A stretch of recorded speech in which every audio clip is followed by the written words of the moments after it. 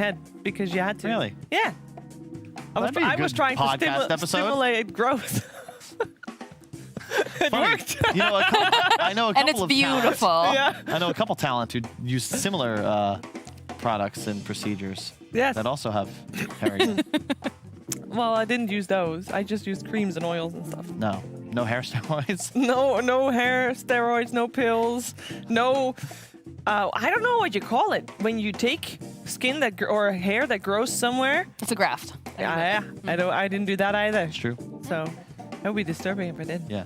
Did you know that the skin on your cheeks is the same as the skin on your butt cheeks? Why do you think they're called butt cheeks and cheeks? It's not a joke. It's real, guys. That's science. You're not going to change the sound cue. Right, fine. Let's see what it is. You get the cricket treatment. Mm-hmm. Trying to inform the viewers. Now you're putting a light in my face. Directly on his face. What is... They're doing that on purpose. No, I don't think they can control that. No, it definitely lingered there for It's definitely coming back. It's definitely controllable. No, I don't think it can go.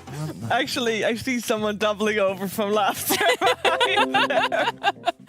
I hope you put your sunscreen on today just to help. I did not. You did not? Why That's not? very important. Always have to. It's especially with the sun I don't that's go out here. in the sun. What? You literally walked from the car to the. You don't need here. sunscreen for a walk. Yeah, I actually do.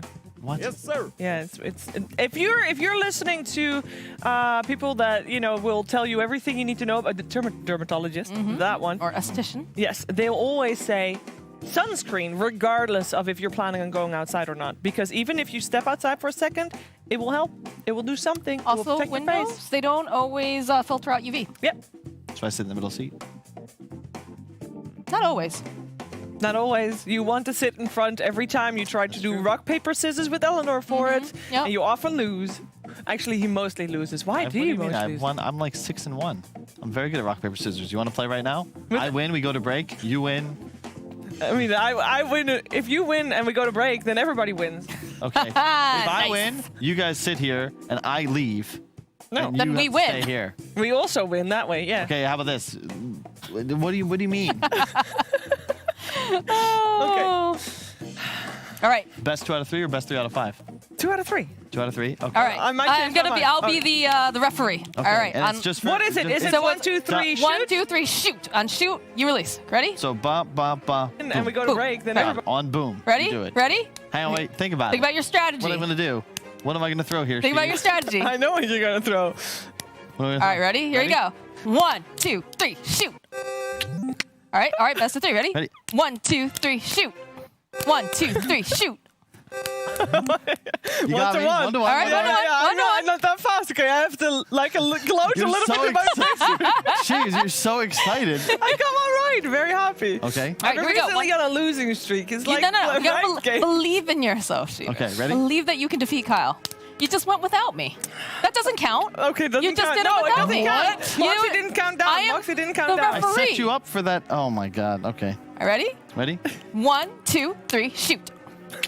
All right, I tried, Sheaves. I tried. Thank you. It's appreciated. See Talking you about later, my Kyle. game. Talking about my rock paper scissors game like I didn't write the book on this. You did not write the book on that. And I have You've seen never even Eleanor written the beat book. you multiple times. It's why you're not allowed to sit in the front seat that often. But yeah, I mean, he did make a good point about the commercial break, though, because it should soon happen, because we will have a game. Team Secret versus Smashers will be a good one. And we are going to take a quick break. Unless, Moxie, you want to chat about something while we're here? No, I'm cool with taking a break, letting everybody go get a glass of water, stay hydrated, get up and stretch. You know? Very important. Yeah. We should do a PSA sometimes. In one of these breaks that we have them, we just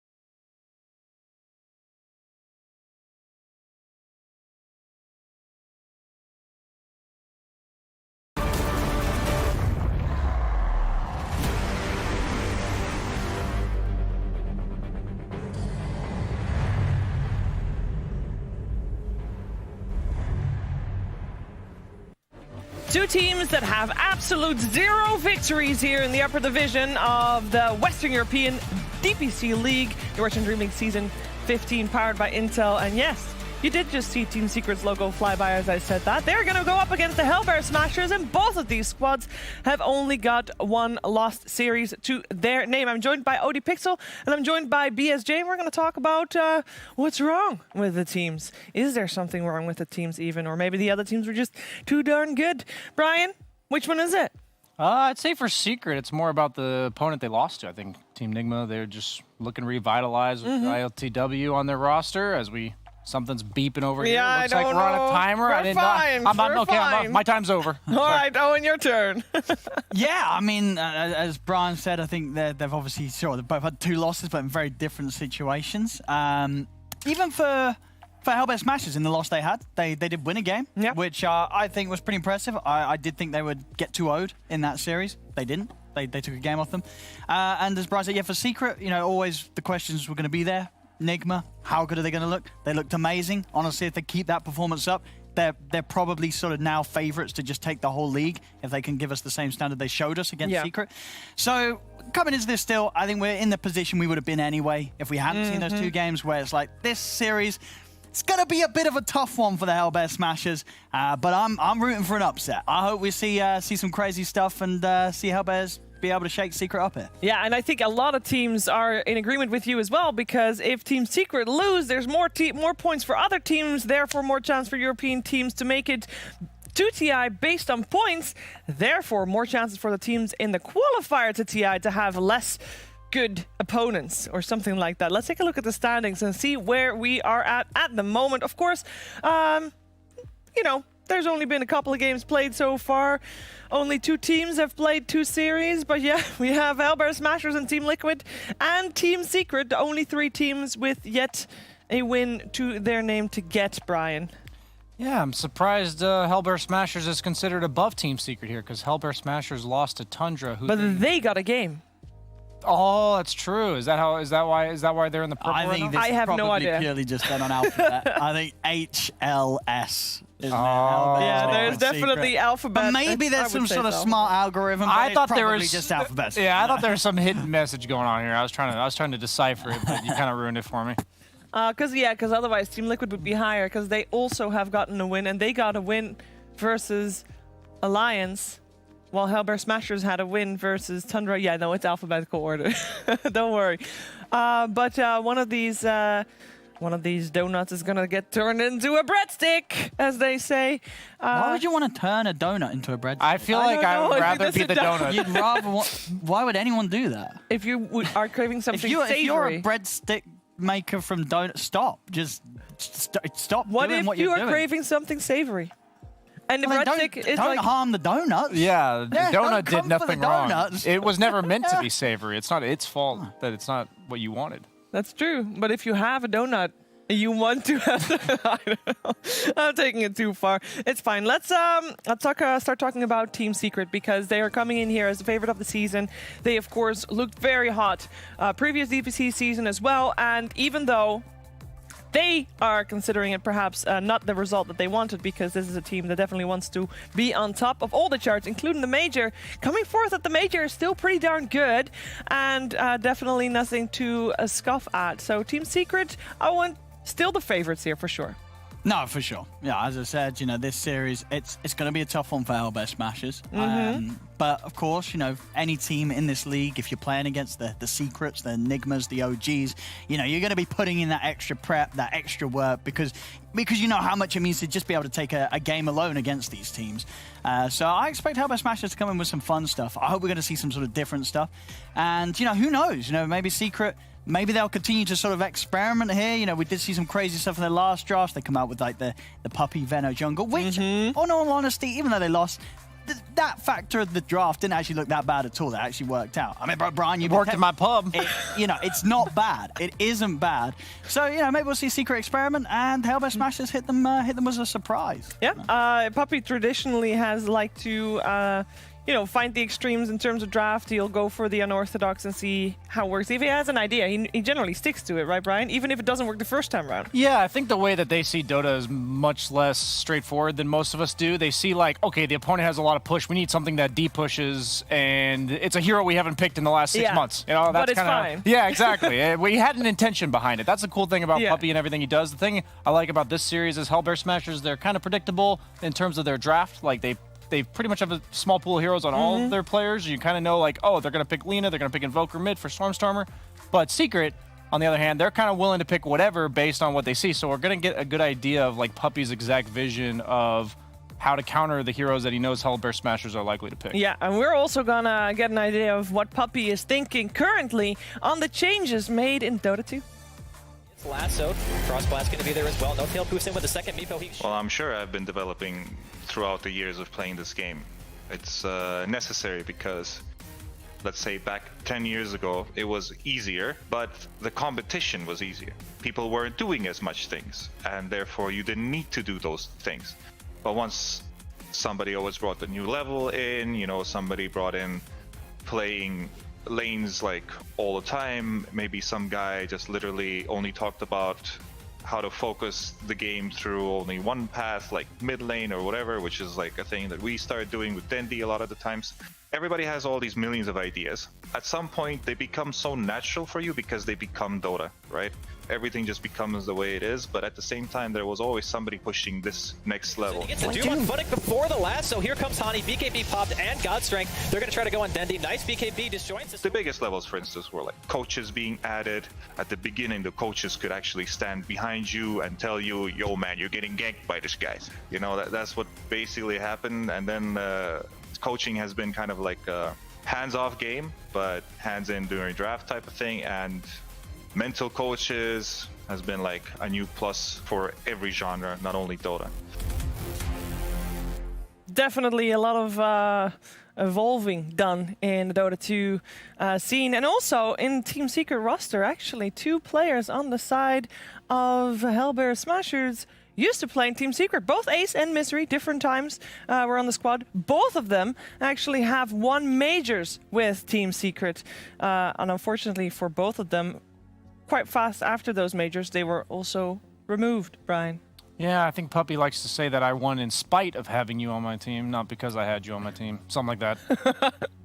Well, he did a decent job with that because obviously he still had a lot of success after that as well. Let's talk a little bit more about the Hellbear Smashers, Owen, because this is a team that has come from the lower division, making it all the way to upper. We talked about it when we were seeing Chicken Fighters earlier, that Hellbear Smashers and Chicken Fighters, they were kind of like in the same boat in the Decider tournament, where both teams were having a chance to make it to upper, but obviously Hellbear Smashers lower, Chicken Fighters upper, and going lower first probably was the better route, Owen. No, for sure. I think, you know, all things said and done, sure, they missed out on an opportunity to have that first season round of, yeah, well, probably not, but they could have had that possibility of making it into the top and making it to the major. But yeah, for a team that was only formed, I believe, like a couple of weeks before the beginning of the last season, yeah, having that sort of experience and just sort of as a morale booster, you know, to sort of say, hey, we entered into this thing and we came out, you know, moving up, you know, at the top, we progressed, you know, they've made that progression and they've had now, you know, a lot of months, well, not a fair few months to develop as a squad, come into this upper division, and absolutely, you know, this time round with the build-up that they've had, they're going to have a much better chance of taking series of some of the top teams here in comparison to what they would have been able to do last season. And, you know, very likely if they had been there last season, they wouldn't have been here this season. Yeah, I can totally board with that one. Also, one big difference from last season to this season for them is that this season around, they are lacking a coach. Stormer will tell us more about it. He's looking and hunting Stormer. The Shellgrave is there, but if he can just stay on top of him. Right now, we don't really have that committed coach that analyzes our games. I mean, right now, it doesn't really feel like a coach is desperately needed in any way, because Rasmus can definitely fill that spot, at least in some way. A coach could probably be beneficial, just to take also some work off from him.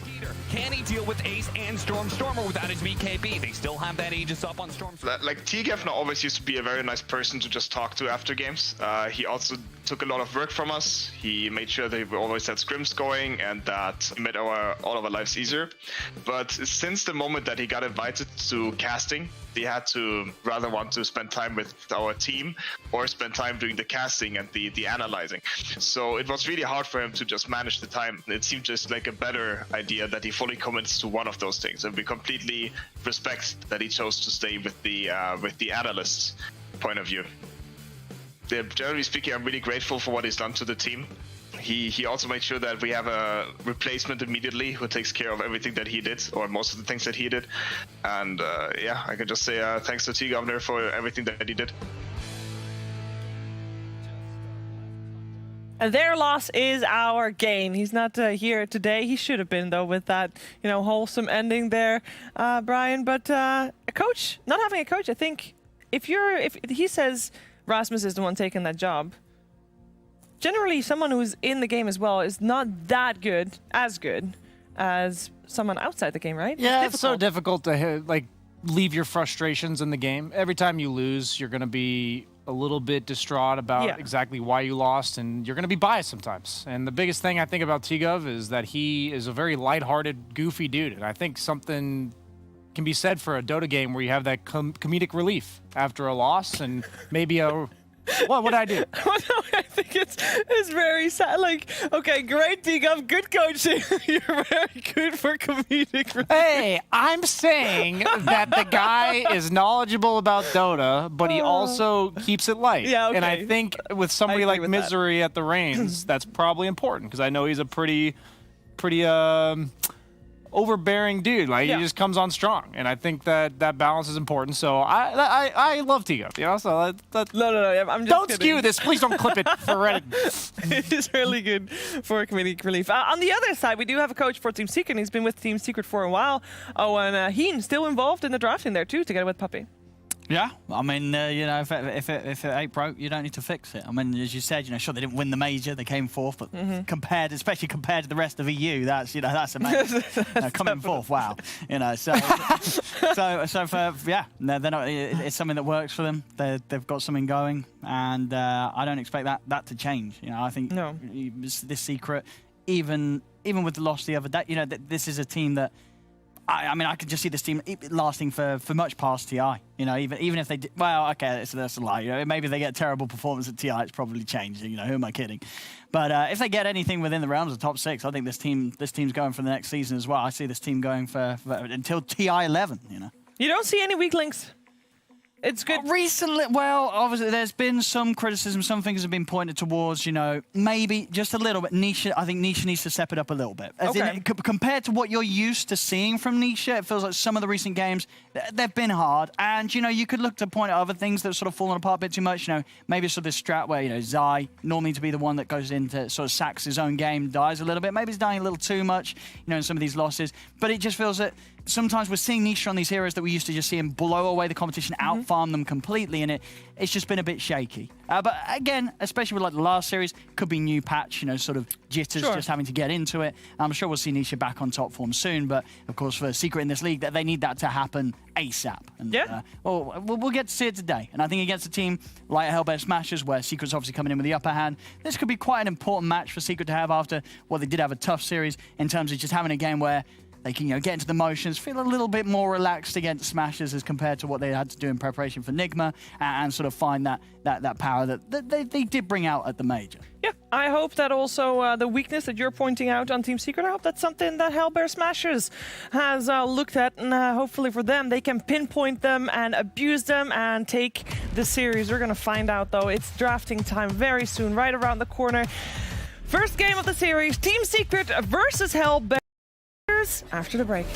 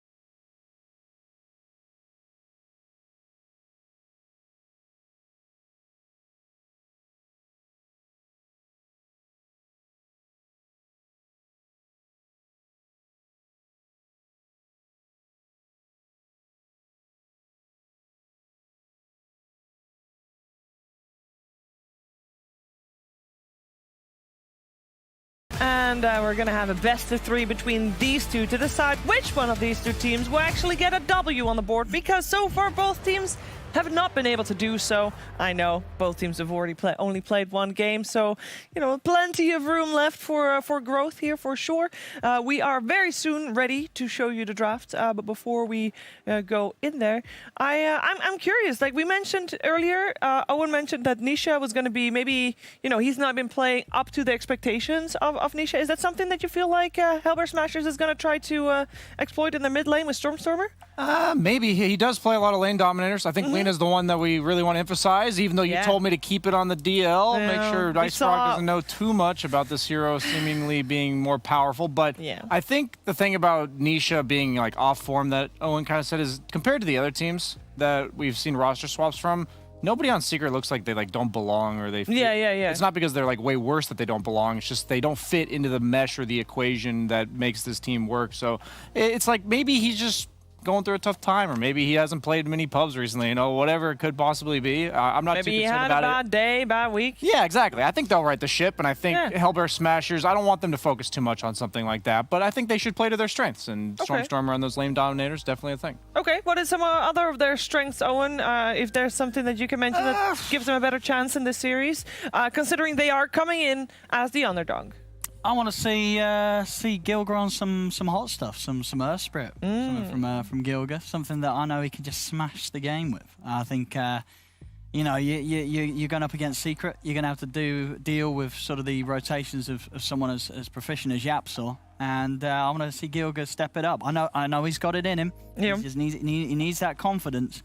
And if they can get him a good matchup and a hero that's going to be able to have that potential to make the ganks on mid, to make the moves early on, I think Gilga's got it in him. So I'm going to have my eyes on what they can get for him. You think he can be as greedy as Yapsor? No. Or can nobody be as greedy? No one's trying to contest Yapsor. You also need a Zai to make the Yapsor work. That is fair. They do get their hands on the Beastmaster. We've seen this hero be very dominant, especially recently on the middle lane.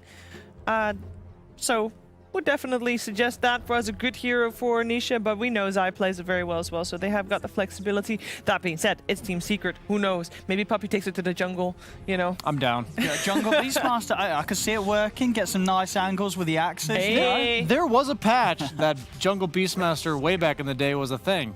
Do you remember that? You're a Beastmaster. Four position Jungle Beastmaster. Why was it? What was the change that made it good? That was back when Iron Talon was a thing. Oh, yeah. So you'd have the level 1 board. The damage is pretty decent. Just you mentioned Jungle Beastmaster, and it's funny throughout the course of Dota history how many junglers there have been. But despite really, you wouldn't consider you'll find every hero. Yeah, exactly. There's the Lina. We mentioned it. I'm assuming it's going to go mid. They already see the matchup. They're probably like they're doubting the Jungle Beastmaster coming out from Puppy, so they are they're banking on the fact that it's most likely Nisha. So Lina, I imagine would do pretty well against the Beastmaster. At the very least, would free farm. I think so. Yeah. I think it's going to be most likely Zai playing it rather than Nisha doing it mid, but. They could do that nice adjustment. The thing about Lina against these melee heroes is that the Light Strike Array radius increase just makes it so much more reliable if they're going for a CS or something predictable that you'll almost always get them. It really makes a big difference. I've seen Lina just land so many more stuns in lane, and that level 2 timing is so much more powerful because of it. I just thought it was me. I thought I was just better. I'm sorry. I'm sorry, No. We've got Snapfire picked up, Flex pick for sure as well. And I believe in the first season, we did see Nisha pick up Snapfire a couple times. Yeah, I think this is a response to the Lina. I think you're putting this this Nisha Snapfire mid. It's a nice tanky hero. It's a range hero. It's a hero with nukes to sort of blast back the lane against Lina. It fits nicely. Well, there's a lot of heroes that wouldn't be fun to play. I think Snap's good. What about the fact that you have it as a 5 position where the cookie can save any carry from the shards? Like you have shards plus the tag team, and you can just get them out of that. I think maybe they'll see what sort of mid options left in the pool. Because you're right, 5 Snapfire obviously the hot thing right now. You get it with a good safe lane carry matchup and any sort of right clicker, and with that little shredder maxed out, you're just going to shred the lane. It's interesting to see Team Secret still banning out the Storm, so still respecting the fact that Lina can go on different heroes. That being said, they already have a Tusk, and is Lina 5 really a thing? Could it be a thing? I think Tusk 5 might actually be a thing. Okay. Just with any ranged carry, really, that can abuse the tag team. Any hero with a tag speed steroid would also work, like the PAs out there. I think mainly it has to do with the fact that they already have a backline support or core in the Snapfire, and they might be looking to pick another one. So maybe they just think the Storm would be the one thing, if they were going to rotate the Lina out of mid, that could be potentially problematic. Yeah, they want to protect that backline, even if it's, Yeah, Beastmaster's a backliner now. So. I guess so, yeah. And Stormer, you know, what's in a name? Who knows? That's true. Nobody's ever made that one before. We got Wraith King banned out by Secret as well, so also removing one of the stronger carries for Ace out of the pool. That was literally the only hero he played in the series that he played before, so he played 3 Wraith King games in a row, so we're finally going to see him play something else. And what's that? That's a Spectre ban as well. We've seen Spectre be very good this tournament already. Yeah, I don't mind the approach when you're against a team like Hellbear Smashers, who we mentioned picks a lot of the same heroes every game. Just say, hey, beat us with something you haven't nearly as refined as much as these other heroes. Even if it may not be the best hero for the game, if you're going to play more optimally than the others, we'll let you prove to us otherwise. Yep. Yeah, they actually won a game of Dazzle off lane with Rasmus, and we talked. I remember the first panel we had after the patch. It's like, ooh, Dazzle really good right now. Ever since we saw Rasmus play him in that offlane, I don't believe we've seen it in the European DPC League anyway. It seems like a lot of these fours are still wanting to leave the melee fours. So Dazzle, because he's a ranged offlaner, usually gets picked with the melee fours, and we're seeing a lot of like the Bounty Hunters, the Tusks, we've seen some Tinies, and those heroes just, they don't want to leave, they don't want to stay with you. Yeah. So the offlaners that are ranged that are getting picked more often are like the Necros and the Venos, these things that can kind of fend for themselves. Dazzle wants somebody consistently playing with him for the aggression and poison touch, and he also can't really protect himself early on. So I think in niche situations he could be really powerful, but it kind of like dampers the game plan that a lot of teams are going for in the early game. PL ban. Some good respect for the carries that Matsu's been bringing out so far.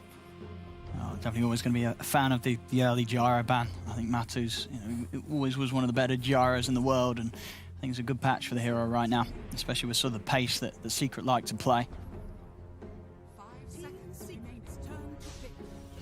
That's a Sand King coming out.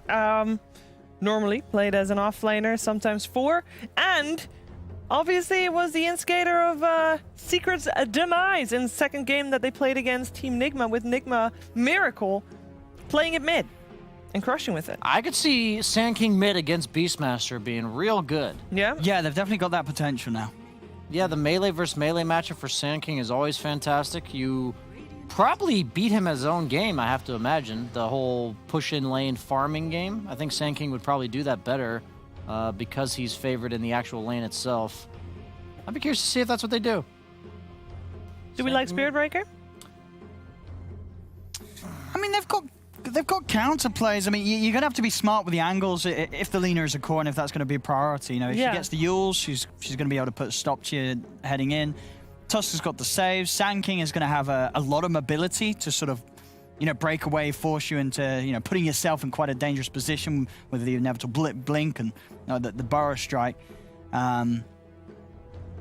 It's fun and aggressive, but I think Hellbear Smashers have got decent ways to deal with the Spirit Breaker charging them right now. Ooh, and don't forget, the thing that Spirit Breaker is holding is one of the new emotes. If you sub to the channel, or if you use some of your channel points, you can claim one of those emotes. This would be a brilliant time to pull out the 17%er. Very appropriate indeed. Medusa coming out on the side of Hellbear Smashers. I can see why they banned the PL now. I was wondering because they banned PL and then picked Sand King, but they were just mainly worried about the carry-to-carry matchup. Now the question is, I really don't know too much about Medusa in terms of like, yeah, you have the anti-mages, yeah, you have the PLs, but it's like there has to be more than just one-to-one counters to Medusa, and Secret right now The reason why I don't really mind this Medusa pick for their draft, like for Team Secret side, is they already have like pretty good long-range poke. Medusa's usually good against hard commitment lineups where she pops her ultimate and suddenly it disrupts the entire engagement. But with Snapfire Beastmaster, you don't necessarily have to commit. Spirit Breaker, one of the hard commitment heroes that doesn't have a problem running away because you just pop the, I don't even remember what that ability is called, Bulldoze, and run away. I like the Spirit Breaker pick just because it gives Secret's lineup a little bit of reach. You have two backliners that don't necessarily have like the best setup. Both of them are good like follow-up or like plus ones, and Spirit Breaker gives you that. So Jug, I have heard Jug's very good against the Medusa. It's not the best against Tusk, but it also matches up well in the game against Sand King. It just matters if he can hit that threshold of like an SNY plus one, like an Ags or a Scotty, where they can't burst him down. Because if they can't burst him down, the Hellbear Smashers, they really can't deal with the Healing Ward in the sense that their damage output's relatively limited until Dusa gets 5-6 items. So I like the Jug in that regard. It really ramps up the pace of the game for them. And it's also an independent hero that allows these playmakers like the Spirit Breaker and the Snapfire to kind of go do their own thing. Are you sort of getting a clearer picture now of what you think Secret's running with the roles? Like, is this Snap Spirits that are support duo and Beastmasters on the offlane? We're waiting for Anisha last pick, or? I think it's 5 Snap, 4 Spear Breaker, and they're gonna pick some annoying lane person, like like I said, the Venomancer. Oh, for Zai. For Zai, okay. Pangolier, I actually would like a lot too, for Team Secret. Yeah, it's nice against the Dusa. Yeah, Very I think annoying. it's nice against Tusk. You don't get ganked, and then it's nice against any hero that takes a long time to kill. Pango's just—he's like the most lockdown. If you constantly hit them with the roll, you're stunning them for 5+ seconds. Because at the moment they don't really have a hero that generally would go in first and actually live. Because Spirit Breaker could go in first, but he's a distraction. Yeah, he's a distraction. So we also still have in the pool Centaur that we've seen very popular. Zai actually did play it. Is, yeah, against Dusa, just being able to say we're getting out of it and resetting. Yeah, you're absolutely right. If they do want to run the Beastmaster mid and get Zai something. Yeah, that depends on, of course, that. Centaur. I feel like most games Centaur's going to feel like a decent pick. Yeah, the Hellbear Smashers is taking a long time to decide what they want to remove from this pool, though, and they do end up going with the Pango that you mentioned earlier. Yeah. Yeah, it's just a Zai special, and it's one of the few melee heroes that kind of doesn't mind getting left alone, because his level 4-5, he kind of just wants levels anyway. Usually doesn't win the lane, so Spear Breaker needs to be free to roam. That's really important with this pick. For you people in pubs, if you get a 4-position Spear Breaker, you know, make sure you pick a hero that doesn't mind being alone. Because otherwise you get left alone, and then you're like, what do I do now? Yeah. What are other heroes that are good by themselves? Timbersaw? Yeah, Timbersaw is good, but it's not a particularly amazing Timbersaw game so far. Yeah, I'll say the Veno again. I'll highlight him a lot. It's hard to see without a hero list. I wonder what... I feel like for Hellbear, do you not want something that's going to sort of directly protect or buff up the Medusa? You know, some sort of steroid for her this game? And maybe they think the tag team is kind of like that, but I agree. Like, could you do the Sand King offlane, your Tusk, or your Lina mid, and then maybe get something like the Tofu Oracle to keep Dusa safe as it. My main issue with Oracle Dusa is in lane, the Spear Breaker can kind of just run at you. I think you kind of need this melee Bruiser 5, the Tusk, to deter that aggression. And they go for the Mag. Jug Mag, of course. Yeah, Jug Mag. And Mag is a hero that could be left alone as well, right? Yeah. You just get levels. And especially when you're... and everything. Yeah. Against a couple of range heroes, though, and yeah, Tusk, if he's having a good game, he can get that Blink online and play it safe. He is going to be able to make that Blink Snowball save after the RP, which could be, you know, could absolutely happen. This lineup from Secret's so greedy. Right? Usually Beastmaster as a core, very farm heavy now. He's not the tower pressure hero he used to be in the early to mid game. He's the guy that hits up the neutrals with the axes. And now you've got the Empower and Jug hitting neutrals as well. Could it be a 3 Snap 5 Mag? Like, that's possible, I think. There is a chance. I would still lean the way of Zai, Beastmaster, and Nisha Magnus. Okay. I think Mag, you know, if you are going to lane against the Lina, I think you might have a bit of a better chance than the Beastmaster. Queen of Pain. And so I guess Lina moving to the support. Yeah, Gilga playing the 4 Lina. Okay. Nisha Beastmaster. All right. And it is Zai Mag. Okay. So it looks like Secret's trying to beat Hellbear Smashers at their own game. Their option for Medusa is either to run at the Medusa early or to just out-farm her. And that's... I think what their lineup can do is take a couple early towers, because Jug is a carry that does contribute to that in the early to mid game. You also usually max out the little Shredder on support Snapfire, which helps a lot with those tier 1 towers. So if they're able to take that quick momentum from the tier 1 towers and then use the farm game against Hellbear Smashers, I think that's what Secret's going for. I like their draft more just for the sake of the pace of the game, and I don't like Dusa this much. No, I mean, for me, I don't really like the Queen of Pain. I feel like you've picked it against a lot of incredibly beefy heroes. Right? This is not an easy game for Storm or Quap. 4 strength heroes, 1 Agi, if I'm counting that correct. Sure, and Jug's a lot of HP to chew through. Yeah. You might just die to like one on. You're going to get charged. Yeah. You get charged, clipped by sort of the pull of a shockwave from the Magnus. It feels like a... I mean, obviously they feel confident. You know, this is Storm, what do you feel this game's good for?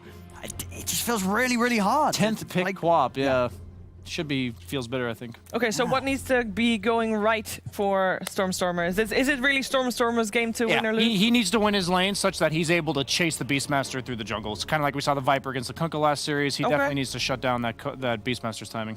All right. Well, let's find out how this first game is going to play itself out. We're heading over to our commentary duo of Cap and Kyle. You know, a typical analogy for these two would be David versus Goliath, but given recent events, maybe it's a little bit more the Greeks versus Xerxes, in which a god king has already been shown that it can indeed bleed, Kyle. Indeed, but you know the Spartans lose at the end of that movie. Yeah, they do, and, well, take of that what you will. We'll see what happens to Hellbear Smashers here, as they are obviously clear underdogs coming in from the lower division. They did really well there. Can they take it to the undefeated team of last season? Obviously, they have already been defeated by Nigma, but that's kind of a different story, right? I actually think that makes it even harder for the Smashers here. They get the angry secret. Puppy sitting back ordering their destruction, and I'm thinking it's a closer matchup than, you know, the storyline would state. But I am concerned that they chose to go for this very timid lineup. You know, Brian said the secret draft was greedy. It's going to scale super well. Hellbear Smashers, how are you going to push the tempo with the Medusa Quap duo core? Well, would you feel that it's less timid if they are going to be banking on like a Divine Rapier timing? If they're like, we're going to reach a peak, we're going to pick up the 2-3 item Medusa, have a Divine Rapier, pick up an Aegis, and go. I would say yes, but I would still be concerned. Mag Jug has been one of the best 1-2 punches throughout most of Dota history. Like, EG used this way back in the day when Arteezy and PPD were playing together. OG used this in multiple majors. I'm sure we'll see them pick it again this season now that Ana's back. And Medusa, look at the 3-4-5 of Hellbear Smashers. That's my biggest concern. Lina's tanking Tusk. These heroes, you know, don't really output too much damage, and it's very reliant on, you know, killing that initial target. But you have so much counter initiation potential on Secret. You're definitely going to have a BKB at some point on both Nisha, and then it's of course built into the Jug. But we'll see. Stormstormer, man, takes a lot. Beastmaster's so insane. Yeah. The way they angled that creep aggro, where Beastmaster was able to kind of function as a wall between the Quap and the range creep and get some good damage on him, was a cute little play, and he certainly needs things like that, as Quap is known to be able to tear apart mid-melee heroes. Of course, Beastmaster's just not the normal mid-melee hero, is he? He got buff. You know, we removed Necrobook, but made the hero stronger. It's why you see it push to the mid lane. Obviously, the Axe build's a big part of that, but the base stats are pretty absurd. 63 damage, level 2, 3 base armor. You feel very good, and you cannot get denied if you're trying to hit the same creep as the Quap. Yeah, I mean, look at Nisha. 63 base damage, and he's taking advantage of it. 3 denies already. And, of course, free bottle. So, free runes, rather. Yeah. So, you just, you're guaranteed to get a rune in 20 seconds as Nisha, which means you'll be full HP, and you just start spamming even more axes. Top lane, I think, is the one to really key in on, though. You can see already out to a quick lead is Rasmus, but this is very much a kill lane. This goes way back. Oh, nice skewer back. Tofu's in some trouble here, and maybe he'll survive, but takes a hefty amount of damage for it. Yeah, this is a lane that you got to figure the Smashers will win. Double melee against Medusa, it's pretty damn easy to land good snakes, and you'll look to see him do it on Archer for both CS and harass damage. Now, this is something that in lane, it may not feel good, but in overall game sense, it's good versus the Medusa, right? You talked about how they're going to be able to scale so well because of the Empower, but also high ground defense is bottom lane. They're going to try and focus down Tofu, and unfortunately, we got a pause on our hands. It looks to me like Tofu's dead as they've got Skewer activating from Zai, so that should just be able to finish him off. No fairy fires left or anything. He's got shards, so if he comes right back and disjoints his position, I think he can Olay it. Really? I don't think you can really knock yourself to the side too much, though. He can do a little bit. I think he's gonna disjoint this if he reacts immediately. You want to bet on it? I think. Because I'm gonna say, no way in hell. I believe that if Zai doesn't cancel the Skewer, I think Zai is just going to cancel the Skewer. Okay, but if he doesn't, Tofu is going to juke it by spamming Shard just above him to push him down out of the path of the Skewer. I feel like you can't really move yourself like that. Maybe he could move Zai with the Shard, but I still don't think that would be enough. Anyway, Mag is really good against Dusa, right? Because she attempts to go high ground, she is a perfect target to pull her back to tier 4s. Sort of goes both ways because theoretically Dusa's down to just tank the RP and, kind of face check, provide optimal positioning for his supports because, she can just charge up the high ground. The difficulty is that you don't really ever have the ability to itemize against RP. BKB doesn't matter. Sure, you have a snowball save, but one time is all it takes for the Dusa to be left isolated. All right, here it goes. Here we go. Tofu. Can you pull it off? No, it was too... Okay, he didn't have enough time to react. Oh, okay. Yeah, sure. And Ace won't even be able to get the rebuttal kill. So, first blood for Team Secret, as that was not supposed to happen with the old Medusa versus double melee matchup. They were supposed to just win the CS battle, maybe even get a kill. But Secret overperforming the lanes perhaps a bit as mid is being won by the Beastmaster as well. To be fair, Zai is really good at Dota 2. Yeah, I would say all of Secret is really good at Dota 2. I love what Niche is doing. Hunting down the boar. Wow. This is so smart, though, because if he doesn't go early, the boar kills the rune. Yeah. So by just spending this, yeah, sure, Quap still gets it, but he has to be at that rune for an extra 15 seconds to ensure that he does. Oh, nice damage. Yapzor thought about charging away. He's going to charge in. Whoa. He's going to charge in? Excuse me? All right, well, Yapzor just tanks the death then. He thought about charging earlier. I was like, all right, you going to go to mid? Maybe he just didn't have a... He didn't see an option there. But yeah, that is really OP about Beastmaster. He pushes the lane in with axes. Yep. So he's going to push it into you, and then every single power rune, the water rune's going to up. He's going to throw a board to one side, and you're going to be forced to either miss creeps or lose out on the rune. It's very annoying to deal with. And it's not as if you can really target the board very effectively. Nice kill up top. Easy Shredder into Cookie Stun. This is the downside of this top lane. Yes, you have some kill threat, but it's a jug. So with spin-off cooldown, if you ever get cookied as this Lina, you're just going to die. And yep. And so he can't even go for it, which means it's probably Nisha's if he wants to. So he got both water runes. I don't know if I'd... Oh, yeah, look at Nisha, man. He's just... This is huge. This is 2 waves. Love that glyph usage because that's 7 creeps of experience now that Stormstormer just will not be present for. In addition, Nisha's 6 timing, that activates Yapzor into the game.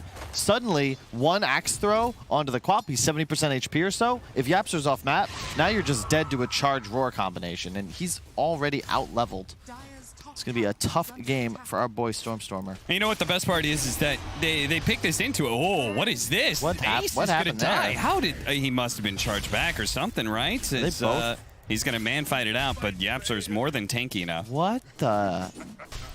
How did that happen? I think he must have caught him off guard with the 2-point shockwave. Typically, you'll see Mags going for the more Empower-based style, but Zaya's just straight up utilizing the spell damage. Yeah, easy Hellbear. It's just so much lower risk it feels for Secret in all of their lanes. Mid, they have the advantage. Top lane, oh, we didn't get... Wait, what? What? That shouldn't be possible. Hey, there's the leaping ballerina combo. Killing Gilger once again. He was roared in tower range. He must have just misplayed and gone for a deny and just got killed in the face. And Secret's winning every lane. Yeah. Top isn't going as well as you might have hoped, but they are getting kills. This is the power of the caustic build on Sand King. And yeah, wow, the double skewer. But he hadn't charged yet. How do you get a double skewer off? He just somehow walked up, got a really good shockwave, and skewered both of them. Wow, that's impressive. It's an angry Secret, as you said, Kyle. They are here to crush anybody who stands in their way. Yeah, so far, so good. We'll see, though. I mean, it is a Deuce lineup. Can never count him out. And I like what Ace has done here. Triple Wraith Band. So going for as much early game stat as possible. Try and be strong.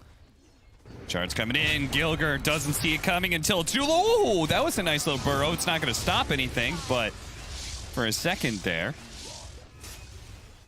that was a decent attempt. Hey, Zai's dead, so look at Tofu being all nice. Butters up Ace, leaves him the kill. Another charge coming in now as Rasmus is going to be the target of the same. He bro strikes through and hits the Spirit Breaker. Nicely played. That should get him out. Oh, mid lane. Oh, don't tell me Nisha did it again. He's got a haster. He's going to chase. Blink. Oh, God, he's coming. The Axis. Oh, it nails him. Nisha purposely moves himself so the Axes are going to come right back towards Stormstormer even as he attempts to juke it out. Man, I don't know how to value this Beastmaster hero. We saw it ignored in the lower division earlier and in a couple of our CIS or Eastern European upper division from Sunday. And then we see Secret just straight up first pick it. It's mid. You have last pick as Hellbear Smashers to address it, and you're getting bodied. Yeah, and I think that's what's so cool about Dota stuff in general, right? Stormstormer's probably played this matchup. He took this matchup and he said, I've beat Beastmasters in the past. Quap is the answer. I dumpster him with Dagger. He's a melee hero. And Nisha's just like, nah, man, not you. You may dumpster everybody else, but you don't dumpster me. Oh, my goodness.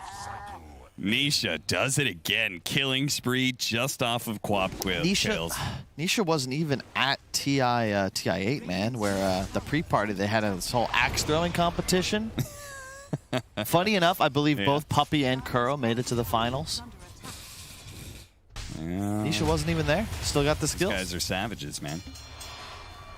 Tofu.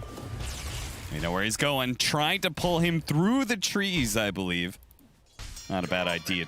Does cancel his healing south and may still get the kill as Yapzor lines up a charge to top lane. He sees Gilger super low, and they don't even need the charge to kill the Lina. Keep it going. Maybe he catches Rasmus, but no.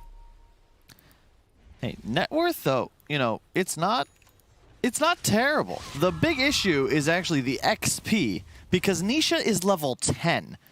He is at 700 XP per minute. Second place is Medusa at 400. And this is not good. Quap is a snowballing hero. If you fall behind like this, what are you supposed to do? And you're also pretty susceptible. Nisha's just pushing the lane in. I love the purchase of the Soul Ring. Oh. Okay, yeah. That was not diving tier 2, but the Soul Ring purchase means he's just spamming axes off cooldown. It looks like Yapzor is going to be cut out as a result. Smashers, Stormstormer's probably calling like, guys, I don't know what to tell you, but I'm getting absolutely obliterated in the mid lane. I need some help. This has happened to me before, and it is a little embarrassing. You feel kind of sheepish. It's like when you spill a drink on yourself, and you're like, oh, does anybody have an extra shirt? You hate to be the burden, but in this case, you really got to get assistance. Because otherwise, Nisha just straight up wins this game by himself. He's more than halfway to his Aghanims. I love that he keeps on doing this. He keeps on stacking and farming that hard camp from the easy camp. Pretty crazy. Just Nisha knows all the tricks here, man. Oh my, look at the Ancients. I don't think he could stack it again. If he clears that Ancient stack, does he just have Ags? How many is that? 3? 4? 4. It's going to be close. Do you leave the hard camp open? The hard camp's open too, so he can pull that over as well. Well, bright side, Ace is farming quite well. He is going for the Manta build. This is one of the heroes heroes a lot of people theorize would benefit from the Manta change. The illusions taking less damage, and in addition lasting the same duration, whether you are ranged or melee. You can argue Dusa and Luna, maybe Morphling, are the 3 heroes that benefit the most. Is he leaving it for Matu? What a nice guy. All right, he still takes the majority of it, but, you know. Tofu, they're going to make sure he dies here. They call over both of the heroes that are farming that ancient stack. Just to make sure that this guy's dead, anybody comes close is dead as well. And hey, let's just go ahead and hit the tower too. Why not? Look at Nisha. Yep, of course. Stacks the ancients with the boar. No time wasted. So even though they abandon the stack, the same value is gained. 8 stacks. 8. Man. This man got 3 solo kills on a quap mid lane and stacked 8 times. That should not be possible, Ice Frog. The thing about it is that if you look at Secret historically, they get beaten by being thrown off their timings, right? The same way, you know, how does Tom Brady, how does he get taken down? When the D-line can get pressure without having to blitz. Think about how Nigma took them down the series last week. High aggression, they throw Secret off their timings. Same goes even back to TI9 when they eliminated Secret using this ALK draft that came online way before Secret was prepared. And your response with a week of preparation is to pick the Dusa? We'll see. But, you know, he is top net worth, but Secret are really good at min-maxing. Nisha proving it right here, hitting about 10 stacks in 12 minutes while owning a game, while killing the enemy mid player. Yeah. While taking his tower, he's still able to maximize efficiency. In fact, his Aghanim Scepter is on the way. There it is. 12-10 must be a record. Must be a record, and I'm sure JJ will let us know. It's not the record. 26 seconds slower, huh? Than the patch average? Oh, then the fastest. Okay. Oof. I was going to say. Mid-tower. Might be a fight. 3 minutes faster than the average. Mid lane, that's going to be an easy kill on a puppy, but they'll also get a tower out of this. This is not too bad, but they want to fight. They want to fight real badly here. The charge is going to start coming through. Rasmus is going to be the target to start things off. The axes are raining in. Gazai just cutting him off with the pass, guarding the choke. Yep, he's going to make sure they can't get away so easily. He's going to skewer over to the side here. Misses straight up. Ace is going to be forced to Stone Gaze here. They're actually going to get the kill on the side. And a big scream as well. That actually goes out with this. Oh, no, Ace. He thought maybe this was going to be good, but now he's going to be lit up by Puppy. And the damage is going to be way too much for him. He thought it was a moment of weakness from Secret, but they didn't have any damage left. And Stormer getting blink away in time. Oh, thank God. I did not want to see this poor boy die again, Tanisha. Zai, I feel like he's prone to do that. I can't remember who was discussing it, but in one of those TI interviews, he was discussed as one of the most patient players. In this case, he made the right moves and then skewered into nowhere and died. I feel like this happens like once a month or so. Yeah. Just a slightly questionable play. You're like almost too patient. So the right move just never materializes. And with Ags up, you do have Healing Ward as well as a threat. Although I don't think Nisha has the mana pool to potentially do Roche. Perhaps just baiting it? But 15-6, it's still an even game. Like, this is not as bad as the kill score would look. Consider also Nisha is at his timing. Like, he doesn't really get too much stronger than this for a little while. Attempts to stack the Ancient Camp again, but we'll forgive Nisha that one transgression there as he's going to be trying to pick up bots soon. Honestly, if it wasn't for the fact that Nisha's just having such a crazy performance, then Hellbear Smashers would be looking fantastic here, I think. Yeah. Now, Matu also went for this, the SNY into the Ags build. I can't remember who was playing last week. Did the same, going straight for the Lina. Rasmus abandons him. Yapstor goes for the +1. Burrow strike through, but they definitely got him. And if anything, Gilger, he was the one trying to escape, but can't get away from momentum, man. Heads up play from Yapstor. Maybe they lose Gilger there if he has the TP off cooldown, but went for the +1. Saw that Misery was in vision. Erasmus was in vision. Got the core kill guaranteed. Matu able to follow up, collect the extra support. But, you know, gold lead is in the side of Hellbear Smashers. Yep. And that's because Medusa continues to take advantage of all the space that is available. Yep. And part of the reason he's farming so efficiently is the triple Wraithband build. Yep. But then we remember Beastmaster things. Arcane Rune, Dead Roche. Was that 15 seconds? Has the trinket as well. He's going to keep that for a while. Yeah, wait. Still You know, can't believe give it that's spell damage, but mana cost reduction, seriously, it really bothers me. the bonus health too. It's still Look at one of the best tier 42 ones. mana for the axes right now. No cooldown.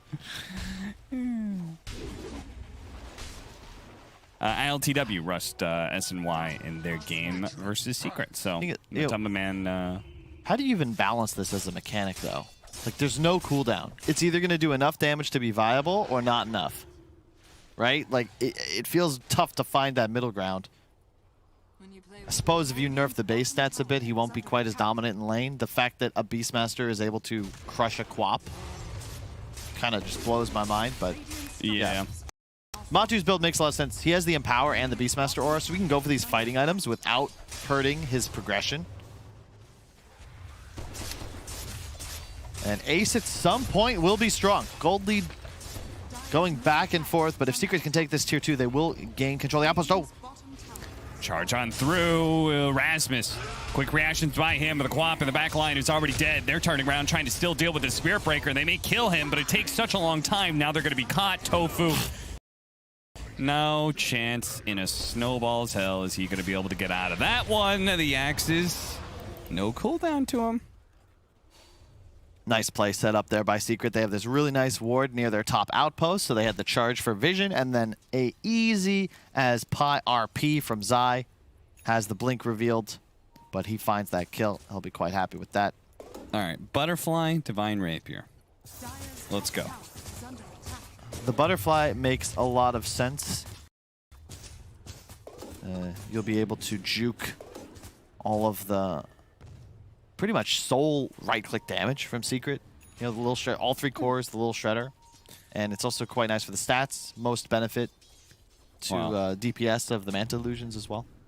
Mostly right-click damage. Let's not forget she is a slow damage over time hero against this Beastmaster. That's a good point. I forgot about that. Like, Beastmaster, here's the thing, is that, like, Beastmaster is the king of these long, drawn-out fights. Nobody beats him in that regard. I have yet to see a Beastmaster lose in that exact type of team fight. Because it used to be physical damage on the axes. At least you could stack armor. Now he's suddenly an insane mixed damage mid. Good cookie. Okay. Early Omni Slash actually bounces over to the Medusa here. The charge still going to complete. Rasmus make it burst it down, but they do lose the Juggernaut, and Rasmus isn't dead just yet. Now he gets the Burrow Strike onto Yapzor. They're going to chase after him. Nisha, though, has already cleaned up the toss on the side. Looks like Yapzor, 2-for-1 exchange so far, with Secret quickly retreating. They say, all right, you win this one, Hellbear Smashers. Very odd play from Matu there. Somewhat uncharacteristic. He just went completely YOLO, and oh, wow, that's a dead Lina. All right. And if they're not careful, the Beastmaster is going to chase, and he's going to keep racking up that axe damage. It's going to build and build and build.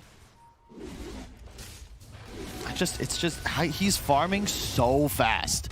Cleave plus axe spam. He is just eating creep waves. And Ace is honestly doing his best to keep up with the Beastmaster. He's having been saying that sentence a little weird. That's the first epicenter I've seen in a while, but that was ill-advised. No. Did they just Stormstormer wasn't ready to go for that? He blinks away, but the axes, they're always there, beyond godlike for Nisha. And Rasmus, he won't be getting out either. That's just straight up mistakes. Yeah. Like, Secret, yeah, they're ready to respond, but that should be a dead jug. You know, there's plenty of time to get the Orchid off. Rasmus either went too soon or Stormstormer didn't recognize the range, so he gets spin off pre-Orchid. That's easy way to lose too. In a game that was looking close, you cannot afford to make mistakes like that. The benefit of Secret's line, of course, they had the charge that can come in quickly, and then Nisha, boom, bots TP. Shorter cooldown and more maneuverability, huge advantage. When you consider Hellbear's draft, to your point, like Medusa, very slow acting. No bots to be spoken of for this entire Radiant side. Yeah, meanwhile, it feels like Secret's just all over the place. 15,000 damage. He is making up the Juggernaut, Magnus, and Spirit Breaker's contribution and damage in this game. An Aeon Disc, the next item. Age is gone. Or not Aeon Disc, Octarine Core. Yeah, yeah. Even, yeah, mana regen talent, of course. I'm just axe spam. We don't really need to key in on Nisha anymore. The smoke move coming out, we've though. already done it for the last 20 minutes. It's hard not to. It's his fault. He won't leave. He won't leave our boys, the Hellbear Smashers, alone. They're trying to smoke up and get a gank off here. They have a nice ward, but look at this. Secret very aware, just camping the wave. Epicenter almost up. They do have the mech coming in from the mag. And that always feels quite bad for Sand King. Whenever the enemy team has mech or a pipe, it's like, well, there goes most of my epicenter damage. I think it's a charge. It's going after the Tusk, which don't think they want to complete that. Ace really wants to keep holding this high ground, it looks like. Yeah, there's the Ags on the Secret Jug. So yeah, now it's go time. They hit the power spike. Jug's got his item. Aeon or Aether Lens on Nisha. Everything's ready to go. They have the mech. This is a secret special. All 3 cores hit an item spike. Well, let's just go get a fight, or at the very least, we're going to play some good wards. Matu draws the line. At the very least, they're going to force Hellbear Smashers back to the safety of their tier 2 tower. Farming their way back. Ace taking what gold he can as they retreat back to their side of the map. Yep. This is the right move. You can't fight this. It's just simply not possible right now for the Smashers. So you mirror the movements. If you want to take bottom area, Secret, go for it. There's no tower there. Take our outpost back. We don't mind. We're going to do our best to keep Medusa safe and hold his hand as he continues to try and accelerate his farm.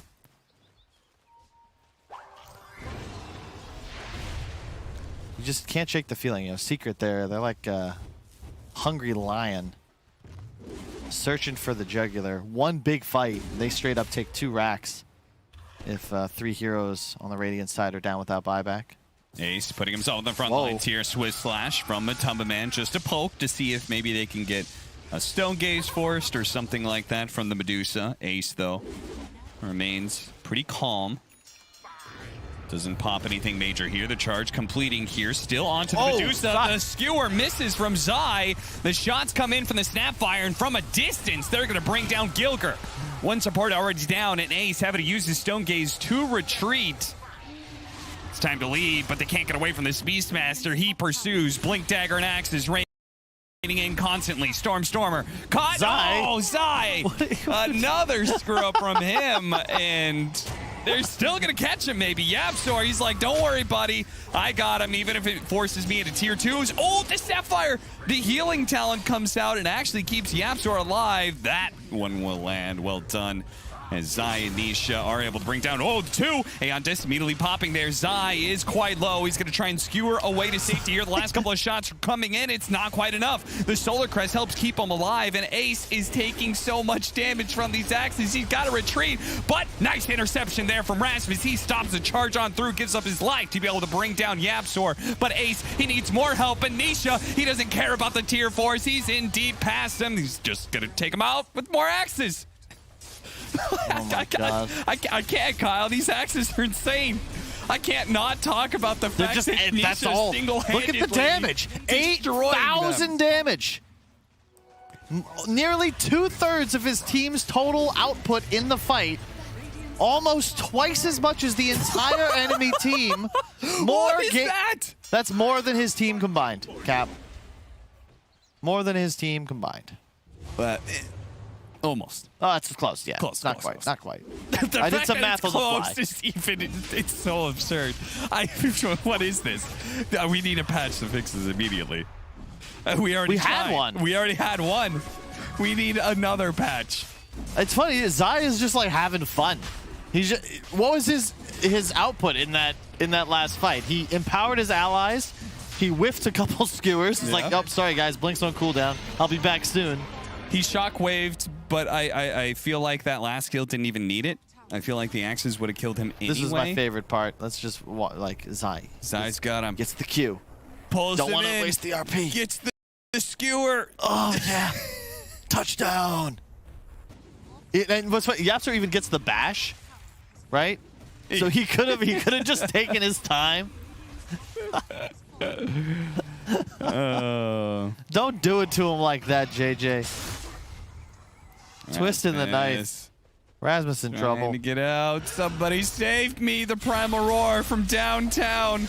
Nice snowball, but now I think you've just added an extra. Okay, no, Rasmus does manage to blink away until, oh God, he's here. He's coming. Nisha's here with the axes. Fortunately, he doesn't know exactly where Rasmus is positioned. He even did go for the Aeon disc before the Octarine because he's just so far ahead. He's like, the only way we're going to lose a fight is if I get jumped on by this huge combo. The Sand King, the Lina combination, too much magic damage to survive. Oh, they know Ace is way out by himself right now. So Yapstor, he's making the call. Don't TP in.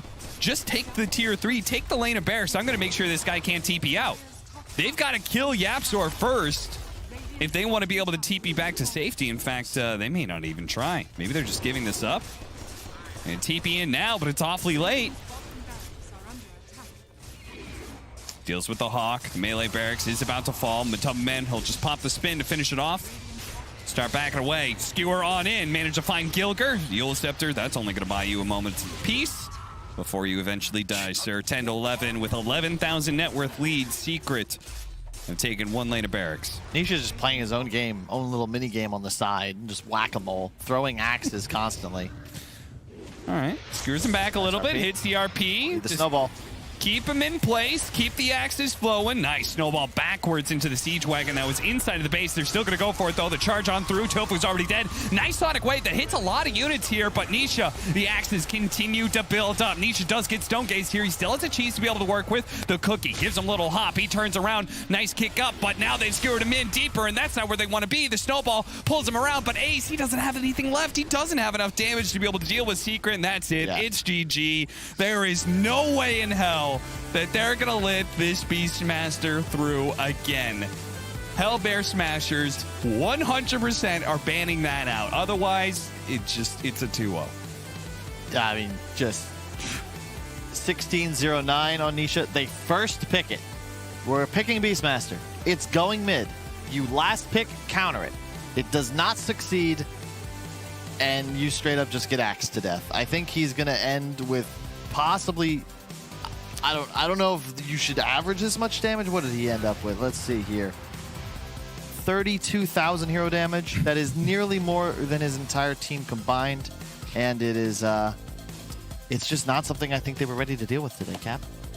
No, I don't think so. That was disgusting. It was deplorable. And I never want to see it again. Let's go back to the panel. Thank you, Cap and Kyle. And yeah, with that performance, I don't think we're going to see it again. Yeah, we're going to break that game down. Not only talk about the Beastmaster's axes, but definitely will be a large portion of the discussion. But we're going to do all of that after a break.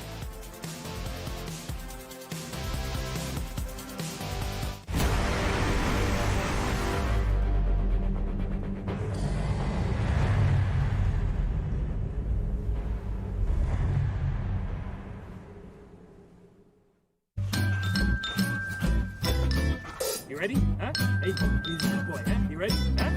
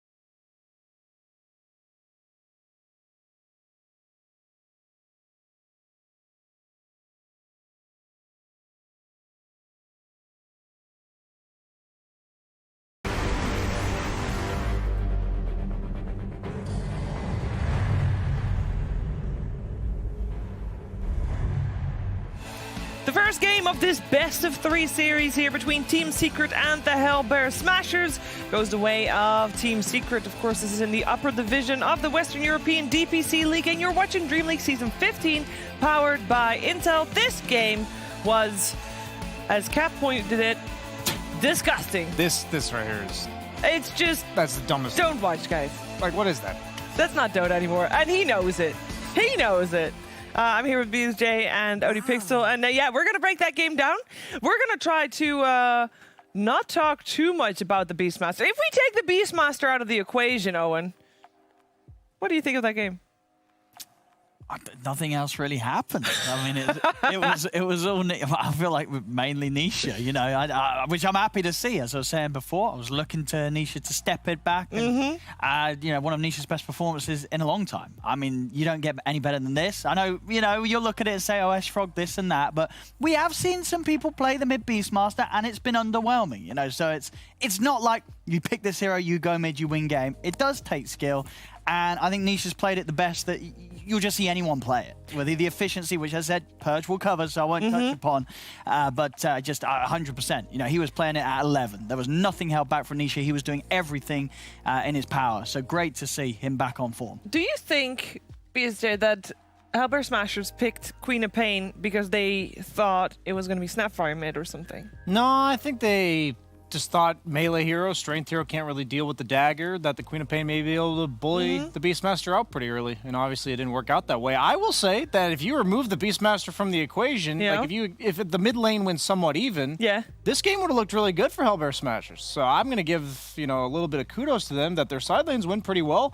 Misery looked pretty good on the Sand King. They made a lot of space top. Jug had low CS, lowest score in the game, I think, around 5-6 minutes in.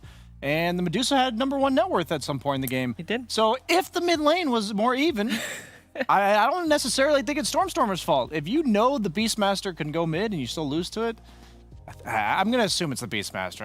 Stormstormer's been winning lanes. Well, yeah, that Beastmaster versus Storm definitely was an interesting matchup, wasn't it, Purge? Thanks, Cheever. It was, definitely, but there were some crucial mistakes I think Stormstormer made that Nisha punished very well. Here's the start of the game. Notice Quap's items. She started with 0 regen in anticipation of getting a very fast bottle. But the way that Nisha's been playing Beastmaster is he throws those axes early and often. He anticipates the fight. That way, when it actually does come, he has a big damage advantage. Getting 2 last hits here with his axes, and now a double stack of axes on Queen of Pain gives him about a 20% damage increase whenever he slaps her. And as a result of going for the fast bottle rush, Stormstormer now realizes, oh no, I'm not going to get my bottle. I need regen now because I'm taking way too much damage from the first lane. This sets him back 200 gold and delays his bottle rush. Here's just before the 2-minute mark after Nisha's doing well. He's more healed up now because he's burned his salve, but look what Nisha does. Throws an axes right away, gets the water rune, goes to contest the other water rune. And if we take a look at the map, we have a little courier come out. This is the bottle finally coming for Queen of Pain. But the reality is that he's going to move his boar to the water rune. Normally, when this happens, the enemy mid prevents you from getting to it because they're going to take it first. So you can at least force them to pick up the rune before their bottle comes. But he's able to continue getting axes in this whole time. Now, here's a significant portion. This was a very lengthy pause in the real game time. But at this point, he's got 6 stacks on Stormstormer. Here he comes after the pause. Very potential mental reset. Here comes a 4th stack of axes now, doing even more damage. And get this, he's going to get another stack of axes. This is like playing against a Batrider and letting him give him like 8 stacks on you, and you stay in the creep wave. A massive amount of damage was done here, possibly pause related, but Stormstormer just taking way more damage than he needed to. And now we're a little bit later into the game. Stormstormer's net worth is moderately behind where Beastmaster's is, missing about 300 net worth or so. And he goes into pressure Nisha a little bit. Nisha picks up 6, uses Roar to clear the last creep and do the stun on Quap, who was just under tower. That is the first time that he ends up dying.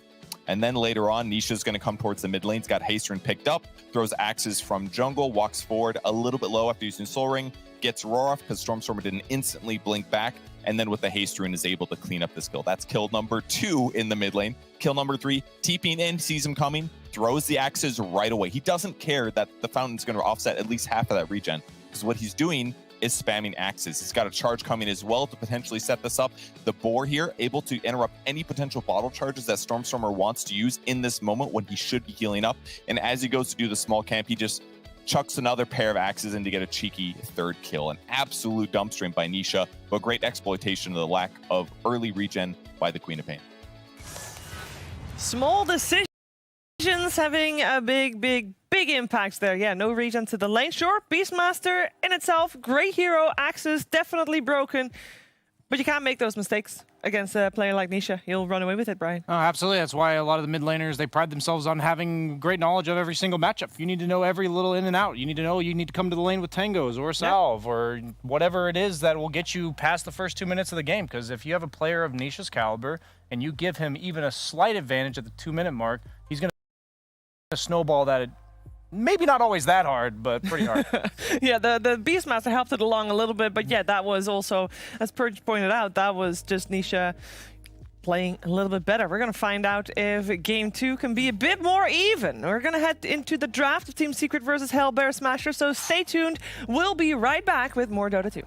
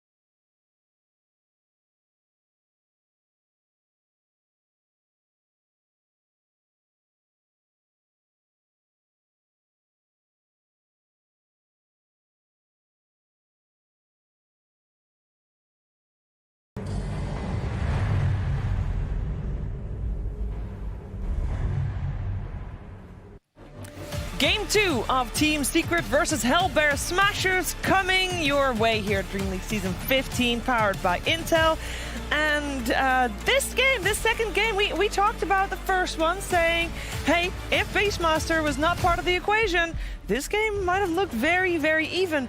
And fingers crossed that Beastmaster won't be part of the equation, because it definitely looked a little bit on the broken side, even though it was also just great plays coming out from Nisha. But this time around, yeah, it is first pick go on the way of Hellbear Smashers, and Team Secret does not want to have to play against Beastmaster, but a very surprising first pick That is coming so out. strange. Well, they do. They played a lot, they but- first pick it from. They've done this before, right? They first phase pick it. Sure. Not first overall pick, and I am like, it's not something that would have gotten banned, I think, either. Like, Team Secret against Stormstormer didn't ban that. It's his best hero. I just have a hard time believing it's worth it, because it doesn't matter only if it's your best hero, but I think the hero also has to be like really strong in the current patch, and I think the water runes, they just don't help him at all. I think the rework to Invoker is kind of irrelevant in terms of like the fact that they gave him stats when he levels up his orbs, rather than, and they nerfed like the bonuses of the individual orbs when you have them activated. I just think if you're a mid laner that doesn't spam spells with bottle, you're not necessarily a meta mid laner. It doesn't mean you can't pick them, but I have to believe they're more situational. And That's with scary. Invoker, the way Stormstormer usually plays it, as far as I've seen, is that he goes for the Quasic Zord and he maxes out those Forge Spirits and buys the potential Midas Boots of Travel Ags kind of build. And that's just a pace of the game that Hellbear Smashers, I think, is comfortable with. And Team Secret says, no, this pace of the game is going to be as fast as possible. We're sprinting right at you. Yeah, I'll be surprised. Bounty or Gyro. I feel like he's got to go for the Quaswex Switchblade sort of build up. Otherwise, yeah, he's going to get run. I don't know. I don't think I've ever seen Stormstormer do it. You It's like I agree with you. I think you'll have to try to match this a bit, but I don't know if they actually do that. In the first game, the Team Secret played against Team Nigma, they also went for the Bounty Hunter Gyro, and it was a Zai Bounty Hunter and a Matu Gyro. That Jungle whole Veno. series, though, I know, and a Jungle Veno, correct. That whole series was played ultra super fast by the side of Team Nigma. So that should be something that hopefully Hellbear Smashers has learned from, because that's, that is at the moment the way to beat Team Secret, surely.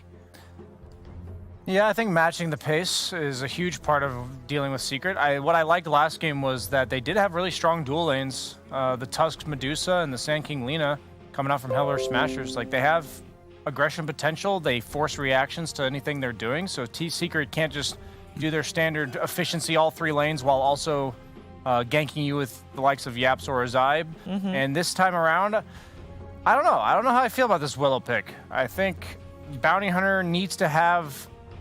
There needs to be like a Spearbreaker-esque, an Earth Spirit hero that you see the Bounty Hunter on a ward, you TP in, you catch him. Kill him. You punish the fact that he's running around all the time. I do feel like I've seen the Hellbear Smashers a few times with their drafts. It seems like they're straying away from the Guild Earth Spirit, and I don't know why.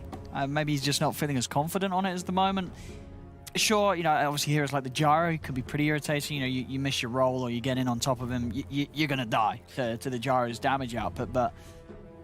He's not out of the meta or anything, right? No, I think absolutely still perfectly playable. Yeah. Just for whatever reason, something that Hellbears have seemingly strayed away from, even though I think they've got a very proficient player in their lineup.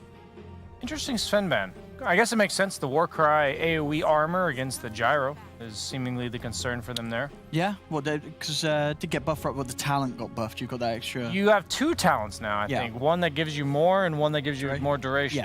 Yeah, so...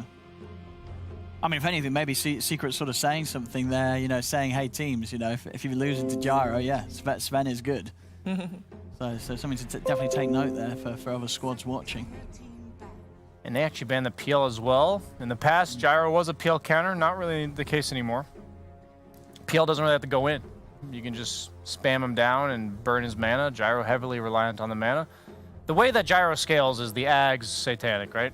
You have maybe a Maelstrom or a Butterfly thrown in there, depending on what you built there. But you want to have the opponent either have to commit onto you, or they lose their buildings, or they have to be not able to burst you. That's one of the two options. And PL, probably the best non-committal carry in the game right now. Even though they nerfed him, I think the Shard build is still pretty insane. You think they'll still take out the Wraith King as Ace's comfort hero? If they don't have a better band in mind, then yes, that's what I think Sure. they would default to that. But I don't think a Gyro minds playing against a Wraith King. If they go Wraith King Invoker, man, they're just gonna get ran over. I don't think Secret. I think there's a chance they might not care if Wraith King's left in. So Okay. I don't know if it'll be. But if they can't think of anything else, then you are perfectly fine to say, okay, that's his most played hero. Let's get rid of it. I want to see that jungle Veno again. No ban. No ban. No respect here for, No. for the puppy Veno. Let's see what else did they play there with that. They had the Lion for Yapzor the and the Mid Doom, indeed. Mid-Doom, wasn't it? Yeah. Yeah. Honestly, I think Mid Doom could be. Versus Invoker? Didn't win, but I mean, Doom always is nice conceptually against the Invoker. You jump him, and yeah, good luck casting any spell. I'm thinking It's a wizard. Kunkka, man. I'm thinking Kunkka. Yeah, I love the Nisha Kunkka. Nisha Kunkka is a special. It's great yeah. against Invoker. They nerfed Quas regen, so I think the Tidebringer will add up too much. It gives you the catch against the Willow. The pace of the game sits really well with the Gyro and the Bounty Hunter. Super nice your matchup with the you know, you can't run from Bounty and Kunkka. You know, track X mark, they're gonna catch you. So they go for the offlaner instead, and so it is not going to be an offlane Bounty Hunter. No. A Yapzor Bounty Hunter then more likely. You never know. Could be Puppy Bounty Hunter. Yeah. Jungle Bounty Hunter. Hey, who I'm knows? down. It could be a Nisha Bounty Hunter, you know? You have a free crit every like 15 seconds. If Why you time not? them well, yeah, sure. Nah. Unlikely, really but you well. can never count it out. Well, I feel like, Brian, would you like to see Hellbear Smashers get some sort of offlaner that's going to be able to build like maybe even the Crimson, the pipe against the Gyro? You know, something like that. Something like an Abaddon? Well, this could be the support. Yeah, This could be Tofu, most likely. Yeah, it's almost it's against the Bounty Hunter, I think. They're saying that they need somebody that sits behind the cores that are going to be in front. Just removes the track. And the missile coming out from Gyro. This is a game where you can probably use shield pretty reliably. You're not going to have anybody get bursted or anything yet. You also... They're delayed stuns, right? You can kind of see them coming. And that is now a 5 Bounty Hunter, I believe, is what they are officially declaring that as. Yep. It just went down a pecking order after the Centaur and the Rubik pick. Yeah, Rubik Centaur is a classic. Lift into stun in lane. Mm-hmm. I'm a bit surprised by the Centaur just because they have Invoker who usually roams on Centaur pretty early. So I think this is really Secret being confident that Stormstormer will not play that active Invoker role. And like the Quas Wax really good against Centaur early to mid game. Yeah, no, for sure. You've not got a lot of mana to play with at all. The pace of the game that Secret's representing here is so scary. I think you need a really strong laning carry against the Centaur. You don't necessarily love ranged heroes because, yes, they're good at harassing him in lane, but the Stampede to close the gap on them later is... Going with the Deucer again. I mean, you said it yourself last game. He had a good game. He was farming incredibly well. I mean, is there a reason to sort of believe that Ace isn't going to be able to have that same sort of opening? I'm curious because the way Centaur is getting played right now is a 1-1-4 skill build, max retaliate, and a lot of people, the ideal build is to just rush a Vanguard, where you go maybe starting items straight Vanguard, and I'm pretty sure against this lane he can do just that because they have virtually no kill threat on him super early, and then once he gets that Vanguard, he just doesn't give a crap. Like, he can just... You take the tower because the tower does no damage to you, 60% of the hits, and the Medusa, I just think... Against Centaur, you don't want to play the farming war. You don't want to try to out-farm him because Centaur is a very greedy offlaner. The games that I've struggled on Centaur are the games where either my other lanes are getting ran at, and I feel like I have to react, which Centaur doesn't want to do, or that I'm just getting shoved out of lane by the likes of like a Lifestealer or something. So I think Secret, once again, despite the fact that they have this really fast tempo, I think they're pretty greedy. I think this lineup's very greedy. Like, you have a Bounty Hunter 5, Centaur is a farming offlaner, Yapzor, obviously we know him. I don't think Hellbear Smashers is prepared to deal with it, so we'll see. What do you make of the Brood ban? I guess against Invoker, like, it's always been a cheesy hero. They can't deal with it at all, for sure, but...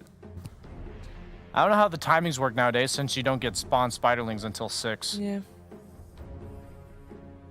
And apparently Hellbear Smashers doesn't want to find out. Yeah, they don't want to find out the hard way on that one. Cap doing a little dance.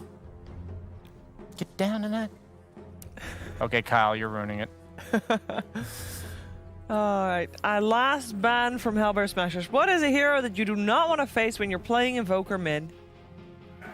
Is there any kind of curveball possible, by the way, with that Invoker, or is that just... Because Stormstormer, it's one of his most favorite heroes, right? Stormstorm, absolutely. Okay. Yeah. I honestly like the TA ban. I think Seeker can get away with playing the greed game, where lane dominating farmer. I still think Kunkka's the pick. I still think it's very good because he's this really strong in lane against Invoker. He's capable of making moves, but I also think Secret's going to be completely content for like the first 9 minutes of the game until track comes online to just hit some creeps. And I think they're fine with that. And Medusa's not going to be ready for this 5-man run at you 11, 12 minutes in the game. She does not deal with that. Invoker, I'm nervous that there's just too many cores that want to get ran at here. Abaddon has too much defensive duty to do. They need it's like you need an offlaner who lanes well against Gyro, but Gyro is one of the stronger safe laners right now. I want to see some beef. I mean, where's the Underlord nowadays? Does this hero not sit well in drafts? I saw Layla's flaming the hero. Oh, on his really? He doesn't like, he was like, man, this hero sucks. You don't know what to buy, anything, like you don't feel good. There's the beef. Definitely beef. But you're against a ranged hero in lane, so the counter helix relatively underwhelming when it comes to the laning stage. So I'm very scared that all 3 cores of Secret will just get as much farm as they want on the map, and the Medusa is going to be one like her against the world. And I don't think they chose to ramp up the pace here on Hellbear Smashers. You were saying how that's what Nigma did to beat Secret. I don't think they've done that at all here. And I don't know if it's the right approach. Oh, look at that smile. I literally played Axe into Tinker yesterday. That matchup is so bad. Oh my god. I was like, oh, it was terrible. They do play for the greed game though. It's not necessarily the lane dominator. I don't think it's the best against Invoker just because the cold snap catches you out. But Bounty Hunter Tinker, man. It is insane. You just track people and you spam them with rockets. It's a classic combo. Dirty. It's actually a classic combo. At least you've got the Abaddon to remove the trap. That's true. That's true. Yeah. That's true. They've got something. But Medusa Axe, like, they need you to go on them, or like Axe needs a target in front to go on. You know what I mean? Now they just don't have it. So I think Tinker is a real gotcha pick here. How do they catch this Tinker? What is because I remember previous season, a lot of times people were talking about Tinker, like, when is Tinker gonna come back? How good is Tinker at the moment, just in general? Like, is he buffed? I think he's way better than he has been in the past. I think it's the pace of the game. It's the way the mid lane's much more about farming now. It's much more about just spamming spells and getting bottle charges. It lets you get that boost. I've seen like 8-minute boots of travel on Tinkers. So I think I really like the hero this patch. And you think he's going to get that time? Like, he has the time to farm because the speed of Hellbear Smashers, Owen, maybe not really there? No, I feel like Hellbear Smash is going for sort of a bit of a similar pace as last game. It's going to be sort of all in on the Deucer. I think they've got better things to enable the Deucer this time. They've got good protection with the Willow. They've got the buffs, obviously, from Alacrity and the protection of the Abaddon. So we might see a similar game where Ace is kind of keeping the team even in farm. But overall, yeah, you got to look at like these heroes, Tinker Bounty, and getting the Matu Gyro was banned out against him last game. It gets let through this time. I think that already is a big worry for me. I think Matu Gyro this patch, I think it's going to be unbeatable. All right, well, we're going to find out how this game is going to play out and if maybe Hellbear Smashers can force out the 3rd game of the series. That's right, I can count. We're going to head over to a commentary duo of Cap and Kyle. We can also count here on this casting desk because it's 1-0 right now. And Kyle, it's kind of looking like it might be a 2-0 with this Tinker Bounty Hunter combo that they got going on in Secret. They did him dirty. This is gross. I mean, you ban out the Beastmaster's Secret, and you think, okay, perfect. You're going to have to play real heroes with cooldowns. And then they pick the hero in Dota that can reset its cooldowns, also abuses stacks. And, yes, once again, Stormstormer, your Quaswex Invoker, in theory, you'll be able to hunt this Tinker, but you're the only one who can. Yeah. Axe playing into the missile and the March spam is nigh unwinnable. And later on in the game, you just farm everything. It's, once again, a slow draft from Hellbear Smashers. They have no stuns. Like, legitimately no stuns. And a Willow Abaddon. Like, you just don't really kill. And, yeah, I know you'll say, but, they have stuns. You know what I mean. Point, click, that guy can't move for a bit. Yeah, no. It's definitely not going to be easy for them. Are you a Tinker player, by chance? No, never. I tried. was just not good enough.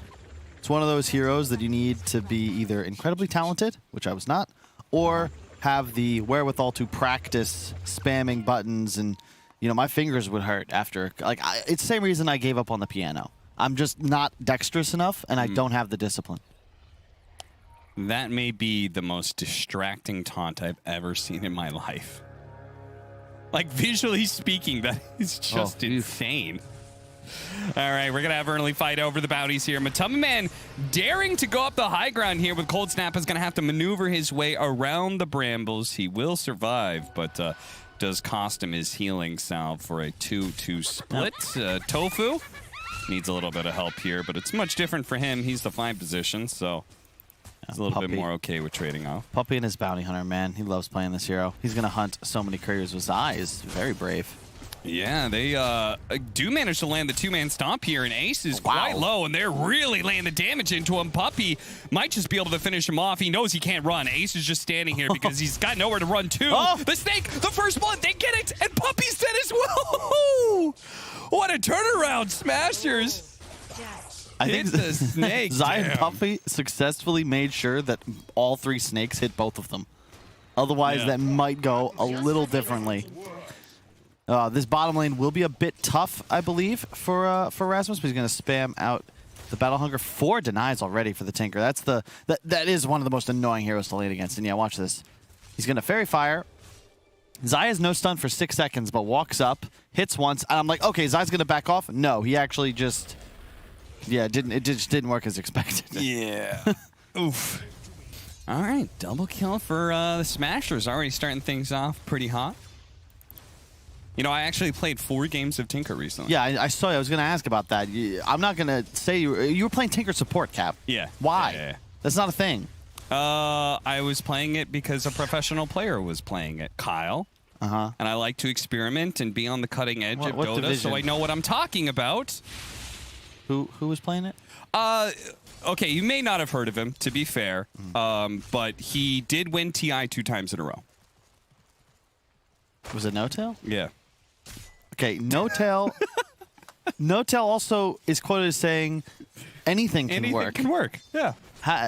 You know what? We'll see how they do later today. All right. It turns out that hero does feel really strong when it works. All right. Well, hey, if he's listening, we're seeing them play in like an hour or two. So No-Tail, please, break out that Tinker I would support. love to see some more of it. Because I don't think Cap won any games. Anyway, no. I actually won my games. Okay, fine. Mid lane, this is the trouble. We don't see Tinker very often, but it's one of the most annoying to deal with just because of the blind. And then later on, you're just going to spam your march, as you can see him doing right now. Arguably even better after the changes to the runes, because you're going to grab the bottle and immediately be able to grab runes. Yeah. And it just, one of those heroes, much like Lina and Beastmaster, you turn mana into enemy damage and creep kills. Yeah. And the camp is still close enough for him to be able to farm, so he's going to go ahead and stack it, go over, pick up the bounties. He's full health, full mana. That is a really annoying taunt. You were correct. Yes. Like, it may not be some of the, they us. Oh, jeez. It's not that, but, visually, it's insane. Visual warning. That's the thing I want to talk about is heat-seeking missiles, insanely powerful. Yep. 80 mana, 125 damage, and it can hit 2 targets. It's a pretty crazy ability. Oh, yeah. He's just being super efficient. He farmed with March there because he had Wave on his own high ground, so he was able to clear the entire easy camp as well. Zai having a bit of a rough lane. That's what happens when you give the enemy carry first blood and double kill. Yeah. It's also what happens when you're playing a melee offlaner against a ranged carry. Yep. Although I have been told, we were discussing in the shuttle on the way here, the Vanguard buff to Centaur makes the hero just absurd, according to BSJ. You ignore damage, and if somebody wants to mess with you, you double edge him in the face. So that will be, once again, what he's rushing. It's what everybody's doing in pubs. No boots, no build-up items, nada. Just Vanguard. As soon as you have it, good luck. Puppy, thank you. 35 gold each. That is so nuts. And the spam bottom is actually really tough for Matu to deal with. Deny the creep. It gets rid of the battle hunger. What's up, my man? Please. He's out of regen. This is rough. Yeah, this is a little rough. Speaking of who's out of regen here, Nisha blows all of his spells because the MP was going to hit him anyway, so he might as well pump some damage out. So really, it gets better for Invoker because the EMP starts to be more and more effective, but there's not really much you can do to Nisha just spamming March. Soul Ring will be the next item. He had queued up bots, but I think that this is the right choice. You have to get Soul Ring on Tinker, especially after the changes. Yeah. And it is all important for this Stormstormer Invoker to be able to do well in lane because he is going to be the best hero to be able to hunt down this Tinker. So you see the stacks are building up. Nisha may have missed that last one, but this time around, with the Quaswex Invoker, they've got a hero to be able to go in. Rasmus, they're going to be able to pick up this kill. Nice pickup there. Big difference there between the Axe, who's able to play active with Battle Hunger and get in your face, and the Centaur, who, your build on Centaur is to max retaliate and just farm. So you aren't really a threat ever to the enemy carry. Indeed. Oh, nice bottle refill, though. Yapsor doing his part for his Tinker. Unfortunately, will be EMP'd immediately. But yeah, they're doing a great job on him. I love the build. Rasmus with the adaptation. 2 points Battle Hunger. And then Gilgert just 2 point Shadow Realm. They're spamming damage. And, oh, nice gank. This might be enough. Yeah, this is very important for them to be able to pick up this kill. Look at even Puppy's coming over. The double support rotation into the mid lane in time for the Power Rune as well. So they're going to guarantee a refill here. That's the huge part. They push the lane, so Tofu, he TPs, but doesn't feel comfortable looking to go check a rune. That is huge for Nisha. He even got the kill. Oh, they got him again. Matamba Man. Not many places to run here. That Brambles is really well placed. Now, Gilgert is taking a lot of damage here, and he may end up going down first. Matamba Man doesn't get the kill, so he still has the Battle Hunger on him, and his spin will bring him down. Yeah, you'll take that trade, but really well done there to continuously pressure Matu. Look at the CS. Rasmus is enormous. Almost outpaced the Tinker there for a second. Matu is at 12 CS. That is unbelievable. He is below his 5 position, barely ahead of the enemy 5. This is not good for Team Secret. Luckily, Tinker's really their win condition, but the guy who's going to need to deal structure damage is this Gyro. But, Matu, always able to adapt. He'll likely move into a more just active role, especially when Puppy has track up. And rather than, try and farm with Flak in the jungle, take stacks, let Tinker deal with the waves, farm as much as he'd like, and get out, exact level 4 even. He's going to just try to make moves. Yeah. You see him farming the easy camp. No, the bounty hunter's here. And Ace does have some wand charges here. The TP in for the Abaddon will easily save him. Yep. See if they can maybe keep their tower alive. Yep, Sor. He's just trying to kill what creeps he can. Because he knows he is done for here. Tries to juke him out. Might be successful. Get legs. Well, I don't really think he can really. There's nowhere really for him to hide, sadly, and he can't outrun Rasmus. So there he goes. Nicely done by Tofu pulling the creep wave back. It actually pulls Matamba Man into a knocker position here, and Matamba Man's just dead.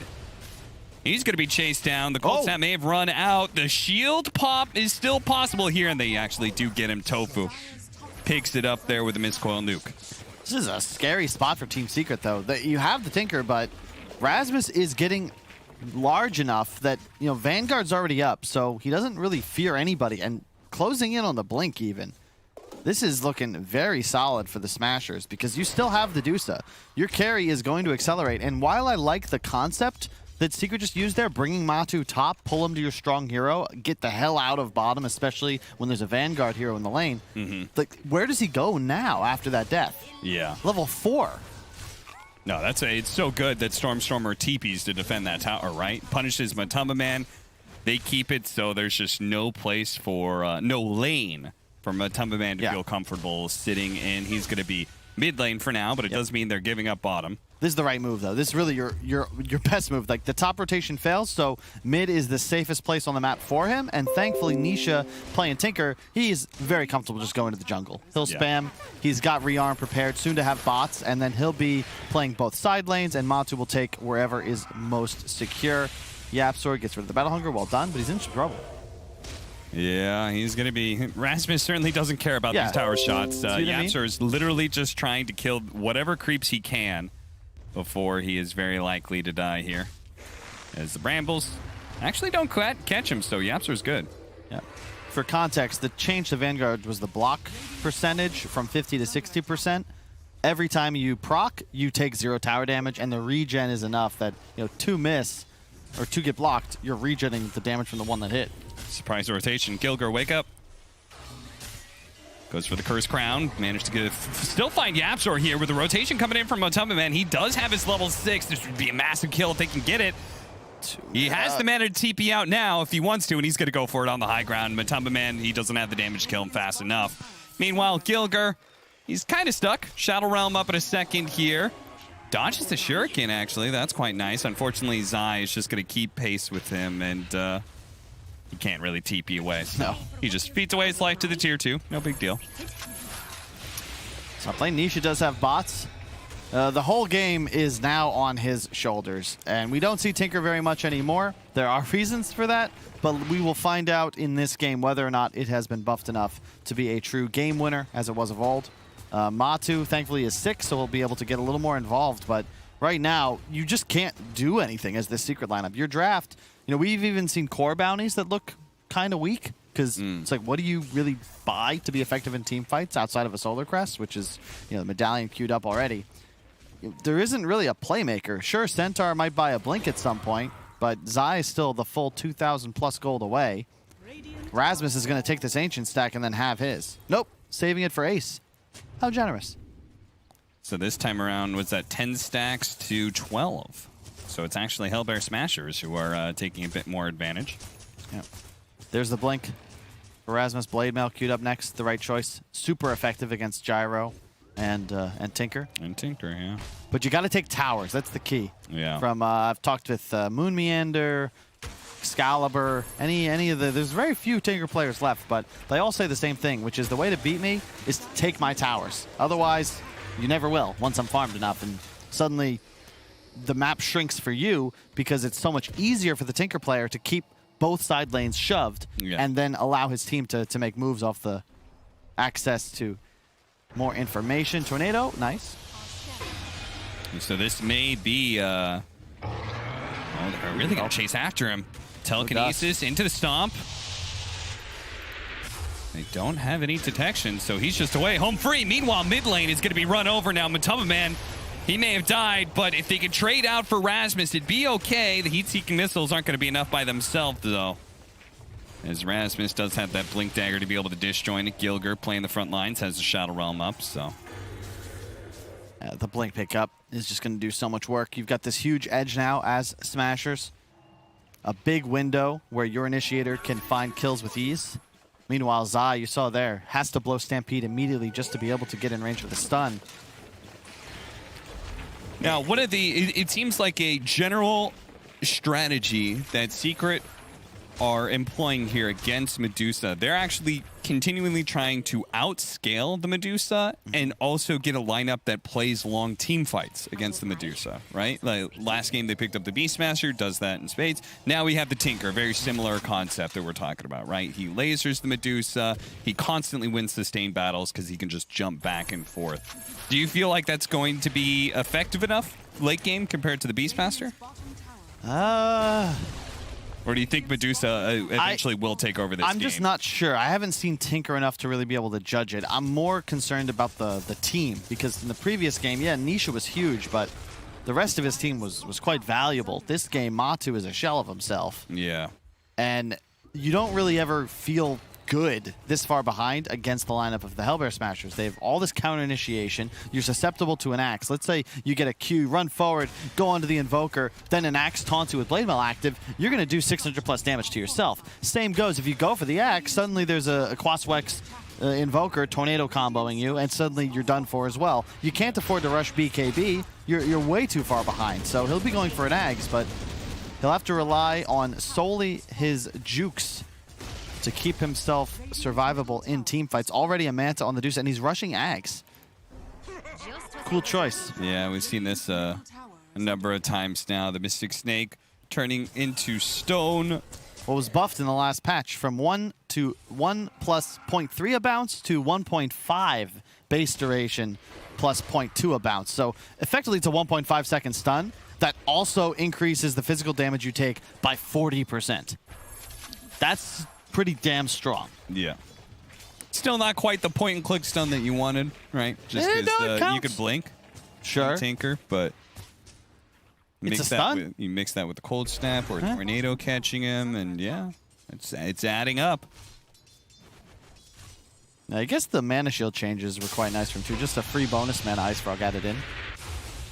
Tofu. Not quite forced to use his ultimate there. All right, so they got the towers. Took away the safe lane tower, took away the mid tower. What's the next move here for the Smashers? For now, you can just hang out. I think you wait for the next timing. Blade Mail Axe and Ags on the Dusa. Secret want to get out a little earlier. They just finished their blink on Zai. This is typical of Secret. They get any sort of window, they're going to smoke and just try to make something happen. And Puppey leading the way. Gilger being the best hero to see on map right now, but it's not something they feel super good about going for here. Maybe with the vision laid out by Puppey deep inside the triangle, they can get some better ideas. Puppey going for his age-old strategy. It was so annoying playing against him when he did this as bounty. He'll ward. Yep, he'll ward specifically for couriers. Got him. He'll lose that ward, but he did this constantly. One in your bottom side, one in your top side, and he would play in between tier 2 and tier 3 This for the rest time of the they game. have the dust, and this time Stormstormer actually dead. They're going to push him back with a deafening blast, and the Tinker does he have Blink Dagger yet? Yeah, he does. He got really clipped by close, the deafening blast. Oh, so okay. Wasn't able to get out. Fair enough. And continue the pursuit. He's really just not as farmed as you would have thought. I mean, 139 CS is impressive, but you know, the Dusa without any pressure can farm fast as, if not faster than the Tinker. In fact, oh my god, 216 CS. Yeah. I mean, I know you weren't a fan of them picking it up, but like there was nothing wrong with what Ace did last game, right? They just got Beastmastered. Yeah, and to be fair, the game was even. They were down 16-5. Yeah. So the fact they're willing to stick with it means they may just be on to something in the sense that perhaps this hero has received too many buffs. The axe change is quite significant. 50% more stun duration is pretty nice. And the bonus man on the mana shield, just basically free survivability. In addition, I think Dire side, it's so much easier to stack camps now and farm efficiently that in a free game like this, probably feel even better than you did on previous patches. Bots on the Invoker. I like the decision. You know, you feel like this game is going to take a while, and bots are quite nice against the Tinker. Somebody's got to be able to move around the map. Also means you'll always be able to set up kills with your Axe, who's quite far ahead. Puppey's dead. He was thinking Courier. Stormstormer thinking about hero kills. Very nice. Done by him. Gets a kill, pushes out that top lane. He can still be bottom if necessary. Tinker shows up somewhere. You're certainly giving Gilger a lot of room to be able to farm up as well, which looks like he wants to go the Shard. I would kind of like to see a faster Blink Dagger from him. Just because, I mean, you know, it's like Synderen said, when it's an Alchemist game, it's an Alchemist game. And when it's a Tinker game, it's a Tinker game. That's like the entire focus of this game is just going to be hunting down the Tinker whenever you can. Nisha. Oh, Gilger up. Okay, they spot him now. Shadow Realm goes off, trying to hide. But I think he's surrounded a little bit too much here, sadly. No escape for him. Stormstormer shows up, but it's a bit too late to do anything here. That's worth it for Secret just because of the track gold that comes in. 4-man track. Yeah. Puppey pocketing an extra 130 with allies 40. All right. Shows up with the Aghanim Scepter. He knows he's really strong at this point in time, and he catches an early kill onto the Rubik immediately. And Ace continuing to feel like he can't really be challenged too much here. They're going to poke at him. Down to half mana now. You can't touch him. No. Not with an Abaddon behind him especially, right? Really nice Manta dodge. That was a Rubik stolen Cursed Crown that he juked with ease and then was able to finish off the kill on Yapzor. Rasmus, yes, you're standing in the marsh. You know, I hate that little mini game that you play with Tinker. The march is going off, and you quickly try and coordinate, like triangulate. Okay, the edges of the march is here. That must mean he's standing here. and then you go to that spot and he's already blinked away. That was one of the most tedious aspects of Dota, and what eternally left me frustrated were these tree games. You know, Monkey King, I'm so glad was not in the game when I still was playing it professionally, because it just drives you nuts. You hunt through the trees. There's no real tool to acquire vision other than the couple luxury spots where you can ward the high ground. So you're just guessing. Like there's really nothing you can do other than buy a Shivas, which I believe at some point Rasmus will do, mostly just to get that vision. Maybe I can sell you on a Dota idea here, Kyle. See if anything comes of this. Is they're gonna just straight up? I am a big fan of teams when they're strong enough, just backdoor tower. Oh yeah. Just like instead of trying to like recover the lanes, anything like that, if you can take the tower, if you're not afraid of a team fight, just go take the tower. Now Stormstormer is being left kind of alone here, and Zai is thinking about it. He's gonna go for it. See if they can burst him down real quick. The team behind him in telekinesis, the toss over. Now the snake is gonna give him a little bit of room to work with, but he's still bursted down. Nisha claims the kill. A bit greedy there from the Hellbear Smashers, leaving just their Invoker to try and take that tower, and a great read by Zai taking advantage of that situation. I hate to throw blame, but I think Tofu's got to be a little more diligent there. I understand you want to hold hands of Dusa, but you got to be backing up the man hitting the tower. That's the guy that's, you know, you've got a ward underneath you. You need to be playing around the area of vision that you don't have. It's a free kill on Rubik. Secret, they're a little lost. He's in spitting distance of the Invoker now, but Dusa has the Ags, BKB next choice. And scale. He just needs so Shrink Ray before this, the size shrinkage isn't super 15%, and the extra. So, you know, if Aether Lens comes out next, which typically we've now, it's simply the most value item for the Tinker. Tinker was ooh, nice blink dagger 90 pick off gold there. Each. 90 gold. And they never got that ward. Wow. They will get Puppy though. Stormer. Revenge for the loss of his blink dagger, or momentary loss anyway. The smoke move bottom though, Secret. Doing what they can to exert map pressure. Arguably, really, the only European team that can relax during this season. Say what you will about the performance of the Major. Secret is like 99.9% guaranteed to attend TI as a direct invite based on the points they've already accumulated. It's the rest of the teams that are starting to sweat. Notably, I believe the two we have coming up next, Alliance and OG. They cannot afford to snooze. And I'm sure Secret, they play with pride. They don't want to drop any series, but this game is looking like an uphill climb.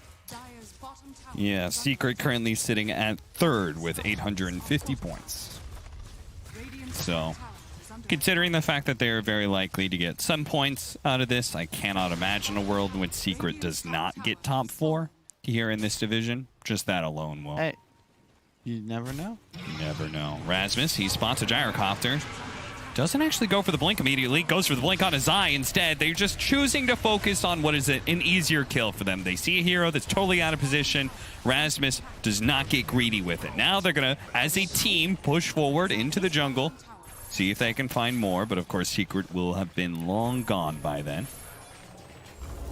Man, that Willow Shard is so good. Oh, yeah. That is, it actually just makes the hero viable. I didn't realize it spawned even if you dispelled the crown. Like, effective HP versus physical damage. 16,000. Wow. Deuce is a funny hero, man.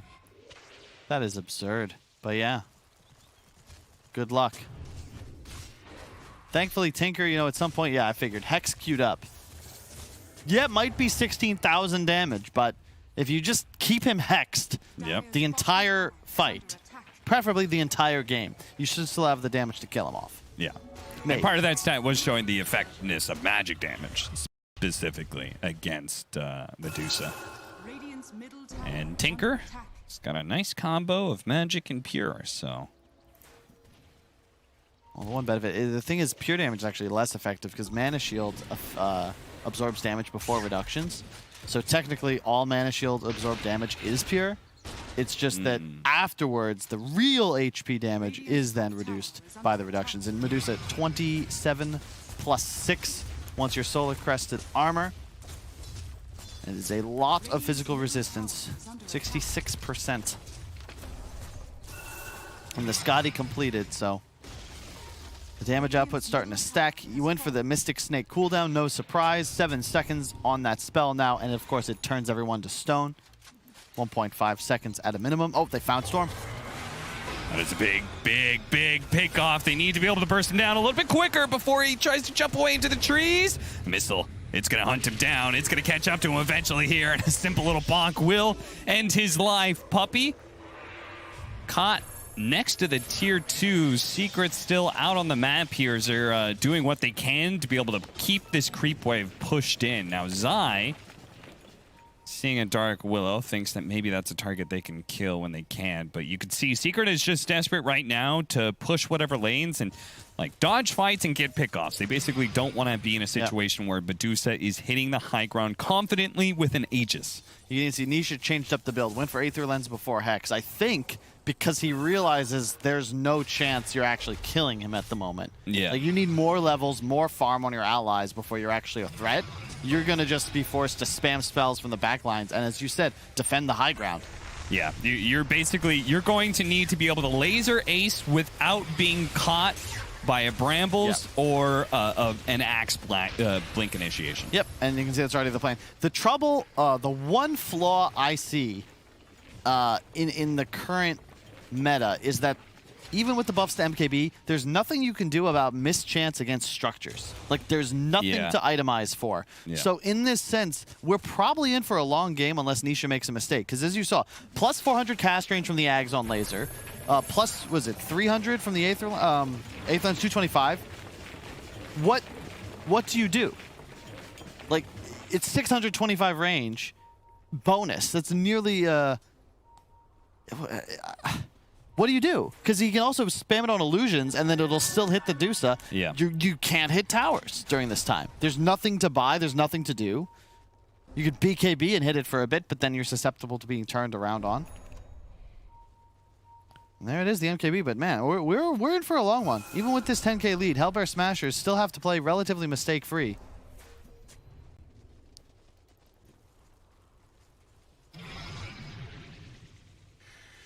Ace approaches with the double damage. Secret, they don't want any part of that. They were grouping up, seeing if maybe they can get a pick off here, but Matamba Man spotted by the Sunstrike. Rasmus commits, but they do have the Stampede to allow them to be able to reset here.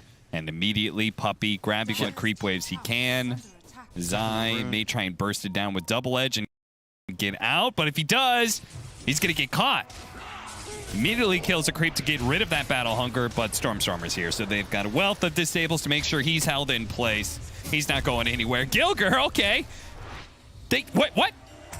They didn't kill him? Stormstormer, oh no. Well, at least they're going to be able to kill Puppy. But the thing is, so he got 90 gold for kill. Yeah. 81 for the bounty each. 90 gold each for the courier kill. Puppy worth 282 gold. I'd say Puppy's happy with that trade. Oh yeah, certainly. Zai, he had a near miss in the bottom lane where Stormstormer ran out of disables and then still ends up dying right in front of his tier 3. Now Hellbear Smashers. A couple of pickoffs like that. See how they structure their high ground push. The waves, man. The wave. Look, top wave is in the tower thanks to Nisha. Bottom wave, thanks to Zai and Puppy, is just now hitting the tier 2. And yeah, you could push mid, but the March spam's already down. This is the trouble. Yes, you can kill him with the tornado. Rasmus could blink on top, but you have nothing to hunt the Tinker. There's no Puck. There's no Monkey King. There's no Bat Rider. Nothing that can actually find Nisha as he plays these woodland corners. Oh, well, at least tier 2s are something that's easy for them to get, and they'll get the last one that's on the map. But yes, when it comes to the high ground assault, it is definitely slow and steady for the Smashers. Oh, hey, what's going on, Puppy? Hey, buddy. Trying to get some warding down? Don't think so. 11,000 net worth lead. Now, they've showed a couple of heroes. Immediately, Secret, they try to kind of poke at Ace, but they see Tofu's behind them. They're like, okay, okay. Just enough to push the Medusa back. You know, win or lose, I'm not sure Secret are ever picking Tinker again. Just because it's not fun for everybody else on the team? It's not fun for poor Sai and Puppey are just running down creep waves. Smashers, I'm sure, are slightly frustrated. One of the slower games we've seen this season, but you know, this is the strat.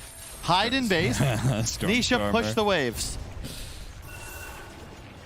He wants a ward up there. He was pinging it earlier. We'll see. He got a huge smile on his face when they picked Tinker. We'll see what it is, what the expression is after the fact. All right, Kyle. So these tree games, right? What would you say? I've been backing this idea for a long time. All right. Okay. You take Rocket Flare away from Clockwork and you add it as a consumable, much like Smoke. Okay. And so that gives you options to be able to play into high ground areas you don't have vision, or to be able to find heroes that play inside of trees. Gilgir tries to go for the kill. Nice interception there with Rasmus. They may have lost Gilgir, but they can still make a good use of this as Rasmus does set up for the Zai kill. And now that Ace is here, Secret are like, okay, that's it. We're out. BKB Matumba Man is going to wear out here. And he's going to be slowed down by the Scotty, hit by the Medusa Snake as well. I don't think he's going to be able to make it through with the laser. Oh, God, the laser does a lot of damage. Rasmus, the last heat-seeking missile, he may have to blink that one out. Gyrocopter does go down, and Rasmus barely survives through it all. Really well done, though. He saved a bunch of time. Thought for sure would have been able to save him off, but Yapsor somehow stole Stone Gaze. A little bit of... wait, do you steal Mana Shield still, or was that was hotfixed a couple patches ago? You don't steal mana anymore, but you do gain mana back on the Medusa. No. If you toggle Mana Shield, is it stolen by Rubik? Oh, yeah. You could still do that trick, I believe. I swear I saw that being changed, but... yeah, it could be. Either way, so it's Schrodinger's mistake. Either Ace messed up, or Yapsor made a really good play. Who knows? God, do you remember favorite Rubik's Steal of all time? FY grabbing the Phoenix Egg. Oh, yes, man. Cloud9 versus Vici Gaming. How long ago was that? That was his... FY God. Yeah, that was... You know, it's good because, you know, it's a nice sound bite. FY God, much better than Bone 7. What a blunder. Kick the man. DD, Alacrity, Solar Crest. Medusa does a whole bunch of damage. She'll have Aegis. No slots left. At some point, elite that Scepter. 3.5k gold in the bank. He'll actually eat the shard for himself. Nice. So now he can send a Mystic Snake at the Tinker when he lasers him. But he has to be targeted with the spell. So if it's cast on the illusion, it still won't affect him. Yeah. And is that... did he really get a headband on Tinker? No. Another 100 cast range. 100. So laser is 100, 225. That's 325. 400 from the shard. That's 725 plus 650. Twitch chat, do you have it right? That's 1375. No, I'm currently doing. What? Currently looking at tier 5 items. 350 cast range on the Seer Stone. Oof. So, Puppey finds another courier. We're 30 minutes away from tier 5 items. Yeah, I feel like there's that like 30% chance we get to that point, you know? It's all up to how Smashers perform here. Well, look at that win probability. It's totally in their favor. And I feel like it should be because, honestly...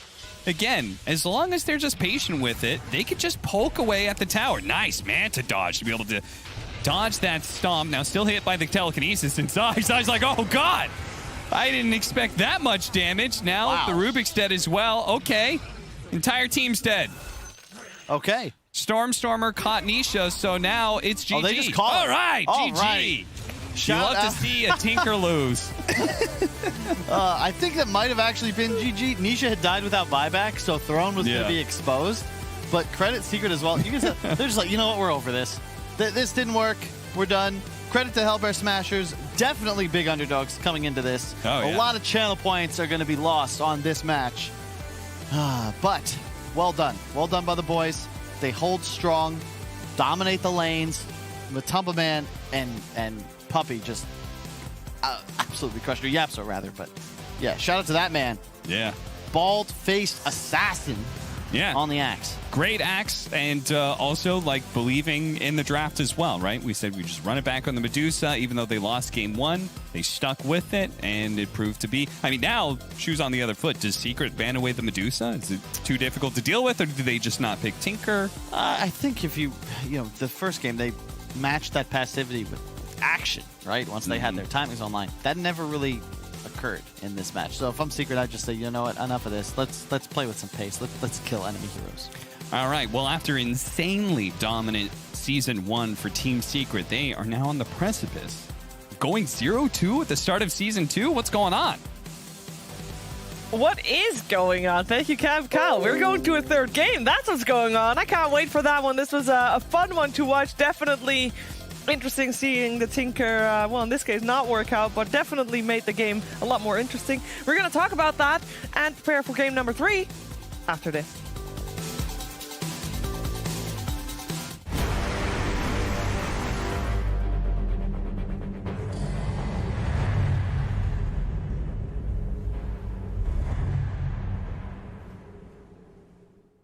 My name is Jordan Gilbert, aka Nothing. Hi, my name is Sue Lee. My handle is Snix. I think it's important for these initiatives to happen. Empathy really, really goes a long way, and it always means so much to us, and I think that's where initiatives like this really help. I encourage everyone in the community, anytime they see bullying, anytime they see someone getting called names, I encourage you to step up and say something. Good luck, have fun. Good luck, have fun.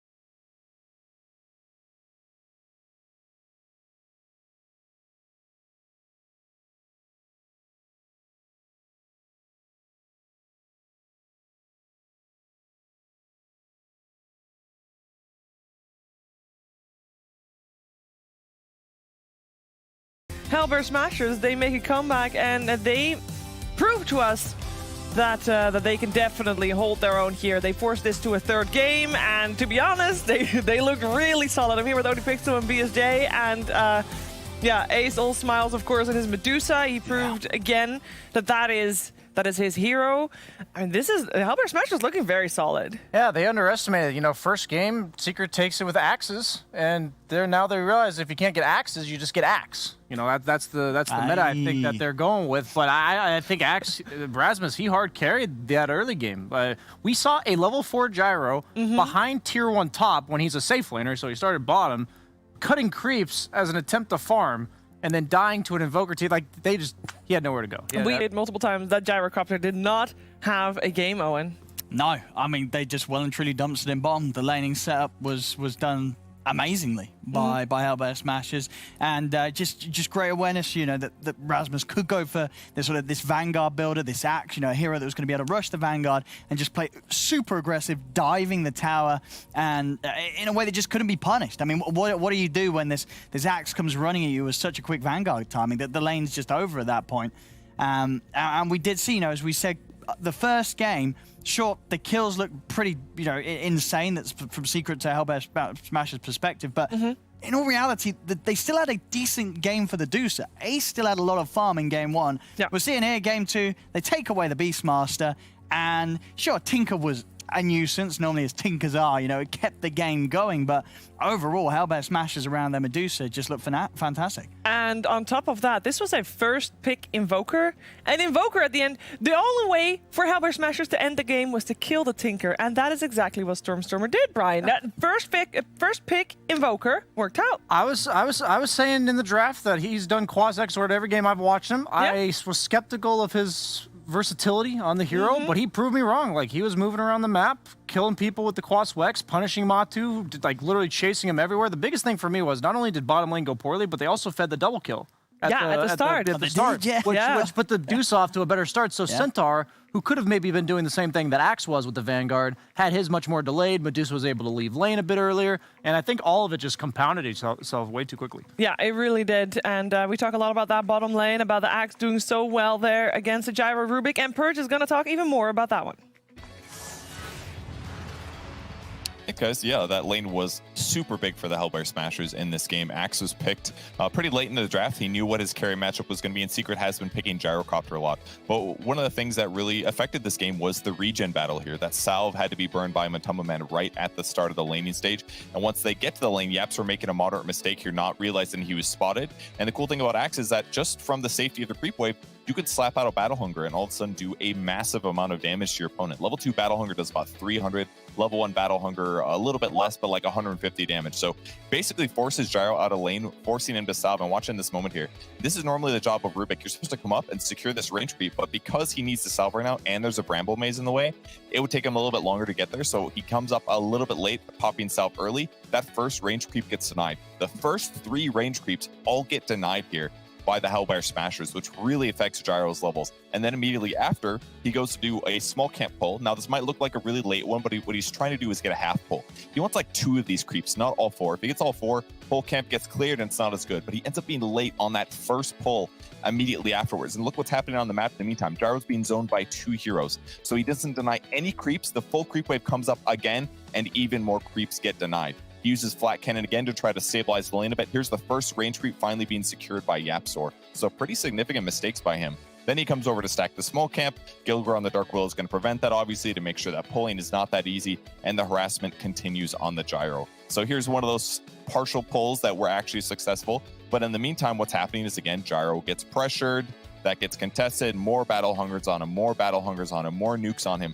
They end up using 6 sets of regen on the Secret side compared to the 3 sets on the Hellbear Smasher side. And that buys them enough time to pick up the Ring of Health on the Axe that ultimately allows them, we'll just skip all of these other major clips, to do this. He's basically just diving tower. And something interesting, it's not just that Vanguard got buffed, guys, it's also that the tower damage on tier 1 towers got changed. Remember how range creeps used to take 2 hits and like 2 hero attacks? Now it's 3. Well, because of that lower damage, now he's blocking up to 70 of that total 90 tower damage because the tower damage is less and the Vanguard damage block is higher. So it's those combinations of changes that have made Vanguard heroes so good from the offlane.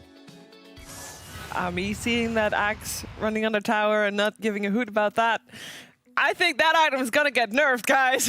Get your Vanguard games in before you. If I recall, in the Slack's new player tutorial, it tells you that you're supposed to be safe underneath your own towers. Supposed to. He just takes so many hits. Like that's support's worst nightmare for sure. We're gonna find out what's gonna happen in Game 3 because we are going to that one. So we'll be right back after a break for more Team Secret versus Hellbear Smashers.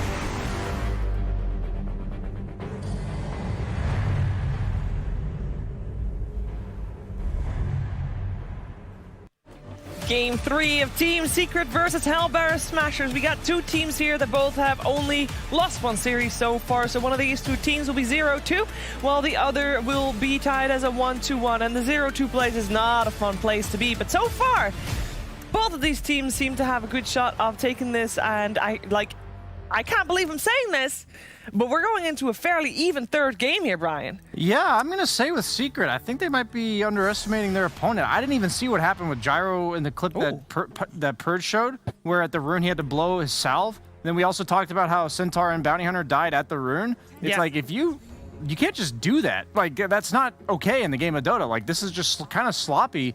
And Hellbear Smashers, like, you can't scoff at them. They're a good team. Like, these are well-known players led by a seasoned captain. And respect given. Invoker and Manus have banned, so we do have the Beastmaster making it through this time on the side of the Hellbear Smashers. They've just taken Secret's Game 1 draft. You know, Secret in Game 1, they open with Beastmaster Snap. We'll see Hellbear Smashers say, hey, we can also win games with this. They did go for the Storm. We saw the attempted Storm counter twice, I believe, now. And I think they were lower division games, though. I think the idea of Storm is that Beastmaster likes to sit in the back. He's similar to any other hero that does damage from the back lines, and so Storm punishes that. And then they picked the Tusk, as I imagine, to be a hero that helps the Storm pick on the Beastmaster early. If you let him throw axes at camps until the 11-minute, 12-minute mark, he's going to have that Ags, and it's way too fast-paced for any lineup to deal with. So you have to punish it. I think Team Secret's idea of punishing it is pretty good, but at the same time, Beastmaster, he's pretty good.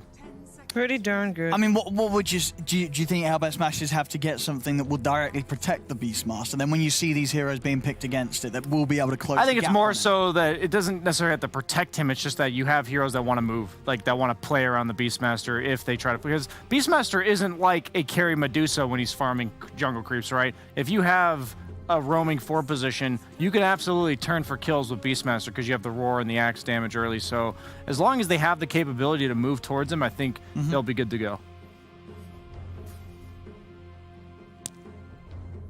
Also with the bans, some of the other gap closers being banned out by Smashers, heroes like Puck. You know, I, of course, be able to relocate people on top of the Beastmaster and Spectre. Definitely one of the more irritating gap closers and a carry that does work very nicely with the way that Storm Spirit wants to get those pickoffs going globally.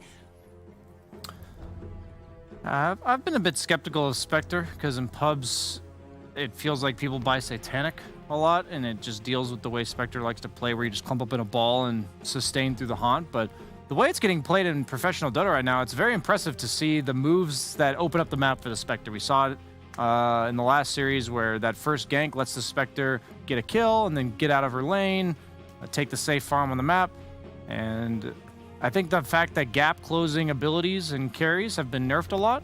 So Spectre's one of the few left that can really jump the back lines reliably, making her a hot pickup right now. Did you know No. that Team Secret is the only team this European DPC League that has lost with Bounty Hunter? Wait, it's 100% win rate other than that? Yeah. Wow. And they've lost, what, 2 games? And and there's 3 games won on the other side of that, but all the losses are Team Secret. Wow. Thought that was pretty funny. That is. In a sad way for Team Secret. Yeah, usually it's the opposite. Like, Team Secret's the only team winning or something with a certain hero. I probably won't see it again this game, then. No. Now, Mars ban, with that excellent synergy with both of these heroes. Any sort of offlaner that's going to offer this AoE control would set up very nicely for the Snap and Beast to go to work with these spells they want to be throwing out from a distance in the team fight.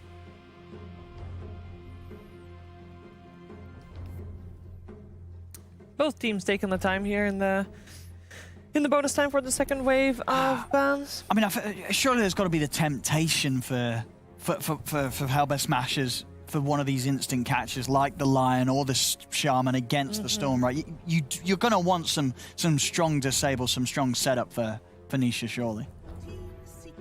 And you don't think Beastmaster with a Hawk and a Roar is enough of that? I mean, you got a bit of a pullback on the animation, right? Storm, if it's just the Roar, the Storm has to be careful about. He's going to be playing around it. I think you are going to want to throw some other sort of catch in. Yeah, I like the Mars band, just the Yule setup. Always very nice for that. Will Team Secret... Like, I'm curious what Team Secret saves for last pick, because up until this point, like, the only time they've had last pick, they picked Nisha's hero. So, I think they might say Matu's hero this time around. yeah. I mean, Matu or Zai. He just didn't get to play last game. You hate to see players of that caliber, like, running around like a chicken with their head cut off, because there's absolutely nothing they can do. There's nothing else. It's not like they're doing something wrong. There's just no way to play that game. As they go for the AA, I guess this is like the global follow-up to the Storm Spirit. You've already got the setup. Only real lacking problem with AA is that you can't lock people down for your own ultimate. So they've already got that. Usually he goes with the likes of Sven and Wraith King and CK. Those are like the 3 carries that usually synergize with AA in game as well as in lane. So with the Wraith King being banned out, I think Sven's a bit more meta. I think we'll probably be seeing that for them. Either way, if it's not one of those 3 heroes, you do want like a PA or something that the Tusk can roam towards. You need a setup for the Tusk, a hero that either stuns or slows down the offlaner, because you're setting up for a leave Zai alone, early game tri-lane, maybe 3-4 minutes in, and you got to make sure the carry sets up for that. And I think Hellbear Smashers really need to consider that with whatever their offlane duo is. They can't just be super vulnerable to that exact thing happening. Some Peel, like a Willow, Rubik, these type of heroes that kind of disrupt those ganks. Pango, perfect. I love that. I love the Pango. That's perfect. Yeah, that's great. On what position would you like to see it then? Is it Rasmus hero? I think so. I think Rasmus, surely. Yeah, I think it can be either though. Depends on. I think they need more information. The beauty of this pick is not only is it not vulnerable to what I exactly just said, but it also could be 3 or 4. So I think that makes it even better. Yep, there's a Sven. Classic stuff. Sven and Sven AA.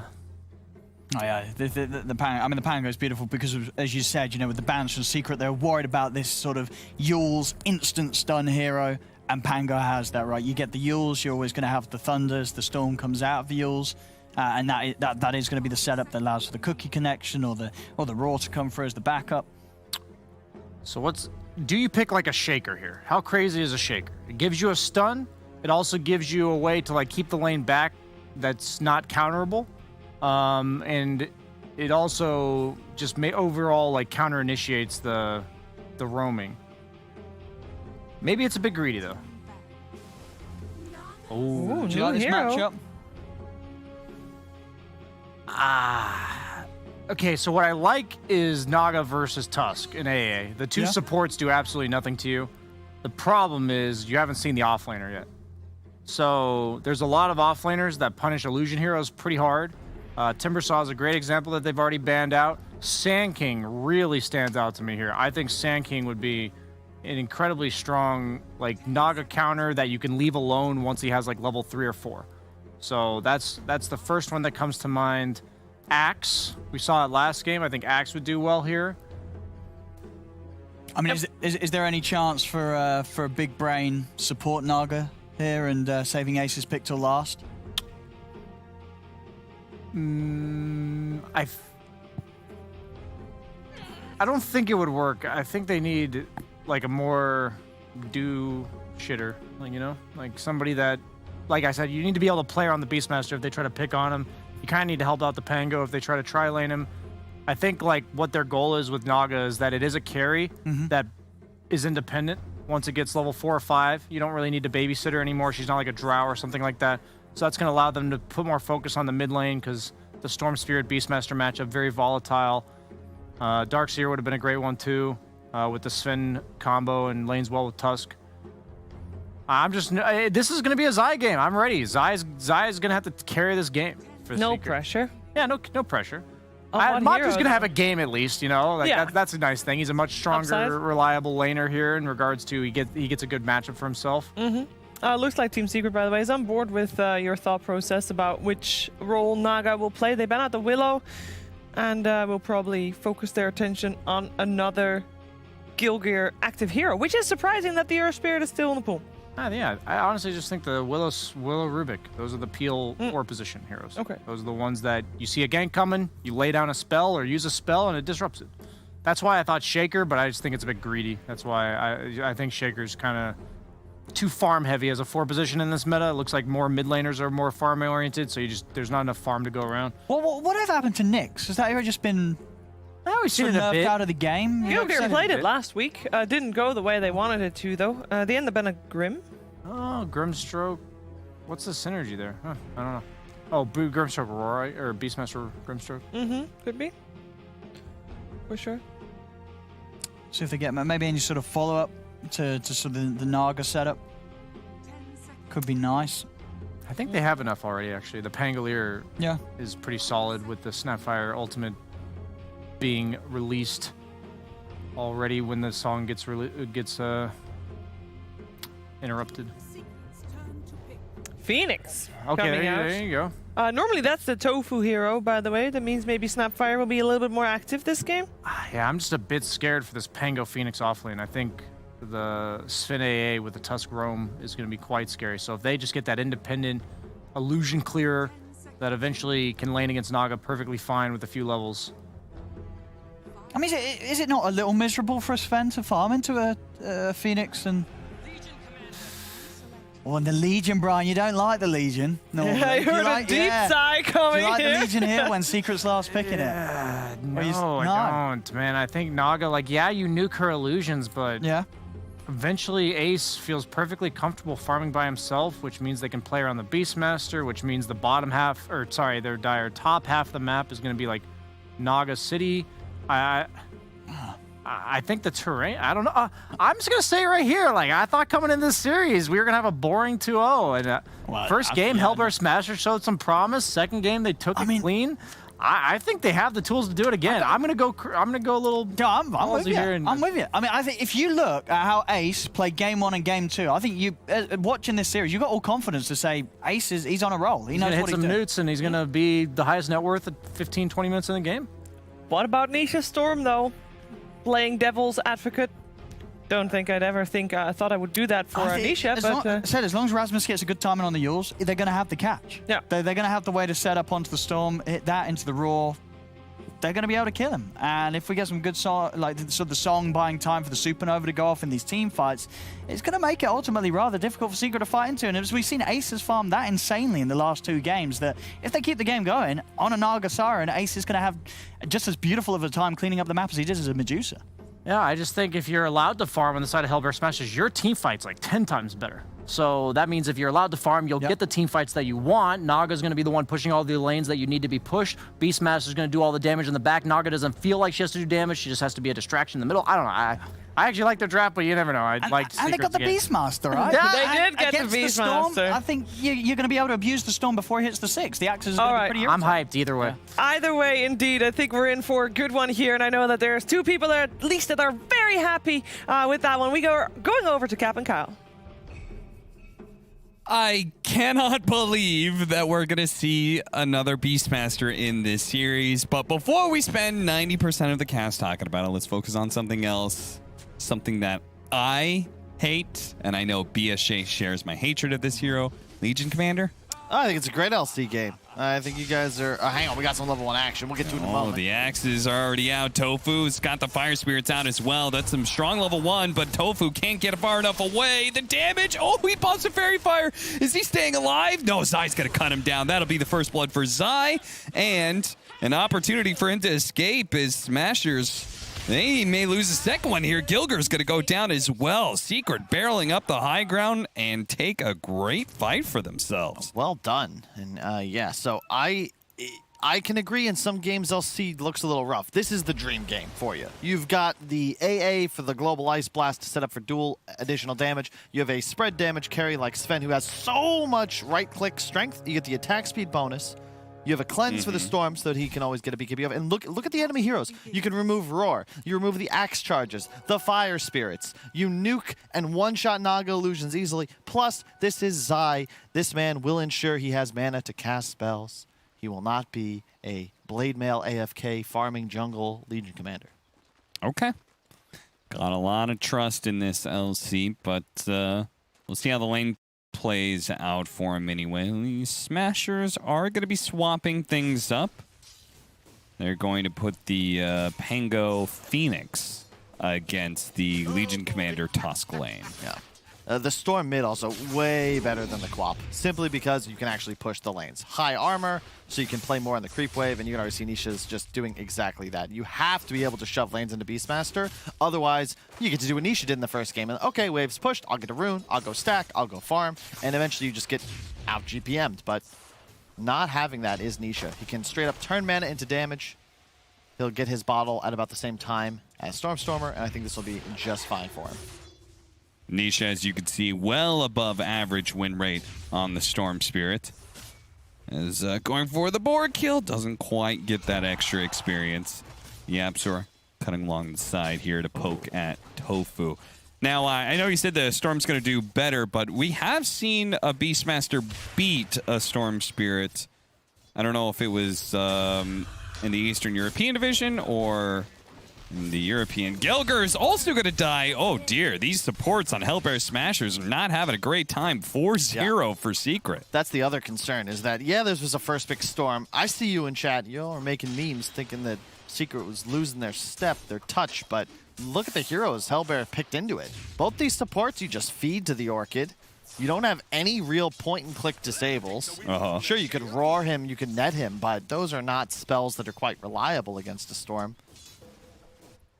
Look at this. He doesn't even have his bottle yet, so he's not going to be able to refill it off of the water rune. So Stormer suffering in the early CS has cost him quite a lot of regen. Yeah, wow, my God, yeah, Nisha's Tofu still level 1. He does have Fire Spirits out, though, so he'll definitely survive here. And if anything, Rasmus keeps this up. He may just have a kill on Zai. They do. Yeah, really well done by Tofu. Hits all the spirits, and I don't think Zai really recognized how much damage he would take once that proc landed. The armor reduction, very significant. Bottom lane now, Gilger's in trouble once again. He will survive. But it does go to show that these side lanes may be in for a rough time. Yeah, and later on in the game, I mean, it is Sven versus Naga. Naga's advantage is that you never really run out of gas, and you can always push out lanes quite safely. Okay. Sven going toe-to-toe, you're going to be able to shred through him. Did you see that? What? Tofu aggroed the easy camp to get the ghost to attack Yapzor. Because Yapzor was closer to the easy camp than him. That's cute. Yeah. And you outrun him even boots versus no boots. Puppy? Yeah, Puppy surrounded. Very nice surround from Ace. That is a beauty. Oh, no! The easy camp got it? What? Are you kidding me? How's that even possible? He was blocked in. All right, Smashers, they just cannot seem to get a W here. Fire Spirits will help out here. The shard doesn't actually land, and Tofu is able to get away. They are both very low with the creep wave pushing against them too. So that was like a scene from Grubby's stream. Have not seen that in some time. There's this, yeah, he's in that little crystallized area where for some reason there's a choke point. But what even? It's a melee creep, huh? It's the kobold with the whip, I think, got him. Yeah. The one who has the goblet. Wow, yeah, you're right. E.T.'s little brother. All right, try again. Look at the minus armor. Oh, yeah, seriously. That'll seriously rack up the physical damage when you're able to... Little Shredder, man, that is a broken ability right now. Top lane, they do manage to get the Phoenix again. Yeah. They're just running out of steam in this top lane. They just cannot fight.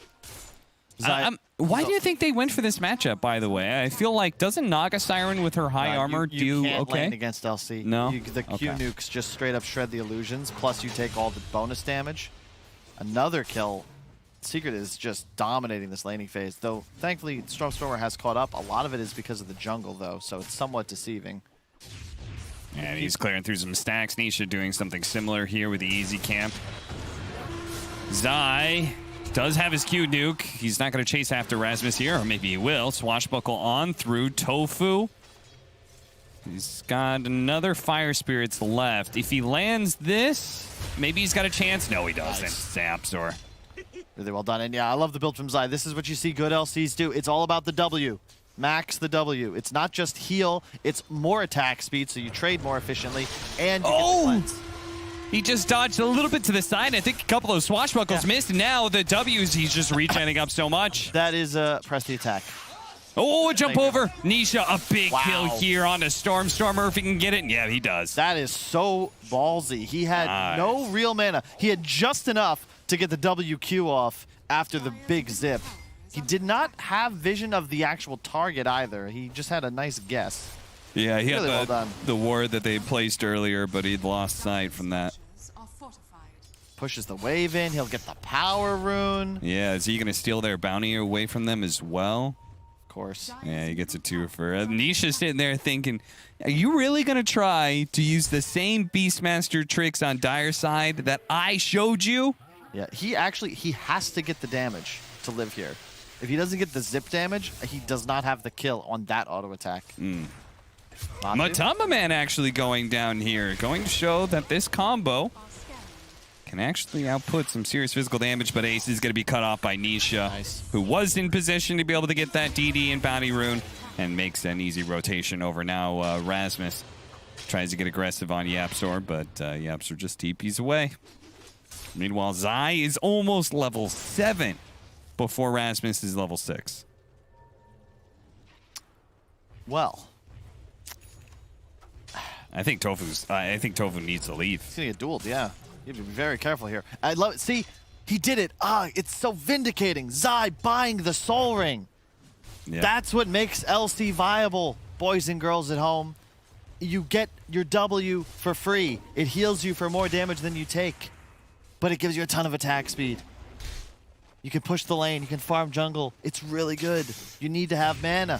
Thank you, Zai. Nisha trying to steal the stack. He's going to get roared. Got to be careful. Good zip. Snare's going to miss. I love how he zips the ensnare. If he cancels that, he's still in trouble, but... Yeah. 1-4-1, baby. I'm telling you, this is the build. Take note. I don't want to ever see another 4-1-1 with no Soul Ring ever again in my life, please. It just doesn't scale well enough. The move speed does not increase. Level 1 Q is all you need to close gaps. Who hurt you, Kyle? Oh, man. Just so many games lost. So many games lost with LCs. 8-minute Power Rune is not going to be picked up by Stormstormer, that's for sure. That would have been really nice to have. I love the little Falcon Blade on the Yapzor's Tusk. We saw this at the Major a little bit. Just gives the Tusk everything he needs. You don't really want to invest into any real mana regeneration, but this just gives you exactly what you need. Plus, a little bit of bonus damage is great because the Walrus Punch crit. Yep. Zai, looking around. Tofu. Okay, he's cleared away that attack speed. You're going to have to dive, or otherwise you're going to get dueled here. He gets dueled now. They do manage to get the disarm, and Rasmus is here with a Rolling Thunder. Now the Roar going off as well. This is actually really great position for them to be in. The Sven immediately leaving in secret. They're kind of stuck. There's nowhere to run to. Stormstormer gets the double kill with one pair of axes. Meanwhile, Puppey at bottom lane. Smashers might just get another one. Puppey tries to eat through the trees, but he's not faster than an Aga Siren. Tofu, he's going to be caught up by Nisha's rotation here, but a really good swashbuckle. Does a lot of damage, doesn't disarm Matamba Man. That's problematic for Rasmus as he will go down. Stormstormer's left now to hold this tier 1 tower up. Man, Nisha is just having flawless mana management. Like, he is playing right on a knife's edge. He goes under tower here and there. It could be devastating, but he's doing a great job. Zai looking for the duel. He's going to get it. Yeah, he's going to get it, and very likely will get the damage for it. Gilger juking around. The Phoenix is here now, and Zai stuck. He got caught by the creep wave. It blocked him in. It's most unfortunate. And that would have almost certainly been a kill, even though Tofu was in the area. And Secret, man, they have really come out with a vengeance. 12-5, 3K gold lead, though. They're feeling strong. This laning phase has gone quite well for them. Nisha closing in on his Orchid. Only about 1,000 gold away. And Zai, I'm telling you, man, this max W build, he's just running at him. He's just running at him. It allows very you... good, Kyle, yeah. Thank you. I'll stop mentioning it. He has 1,500 health, by the way, because Soul Ring also gives that little bit of strength and armor. Stormstormer... Wow, that's a lot of health when you factor in the regen that comes from press the attack, Kyle. That is exactly. That's exactly right, Cam.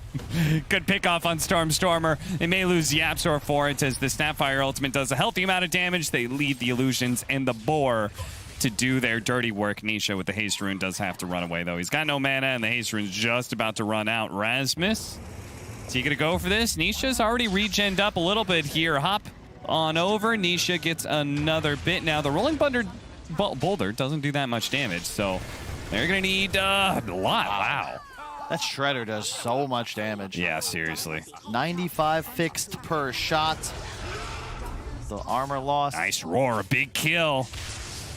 TP coming in just in time. They do have the Ice Blast, but if anything, Puppey's got to be careful here. Oh, Matamba Man, he does end up going down. Gilger managed to hit the stomp there. They've traded core for core here, but Yapzor's quite low.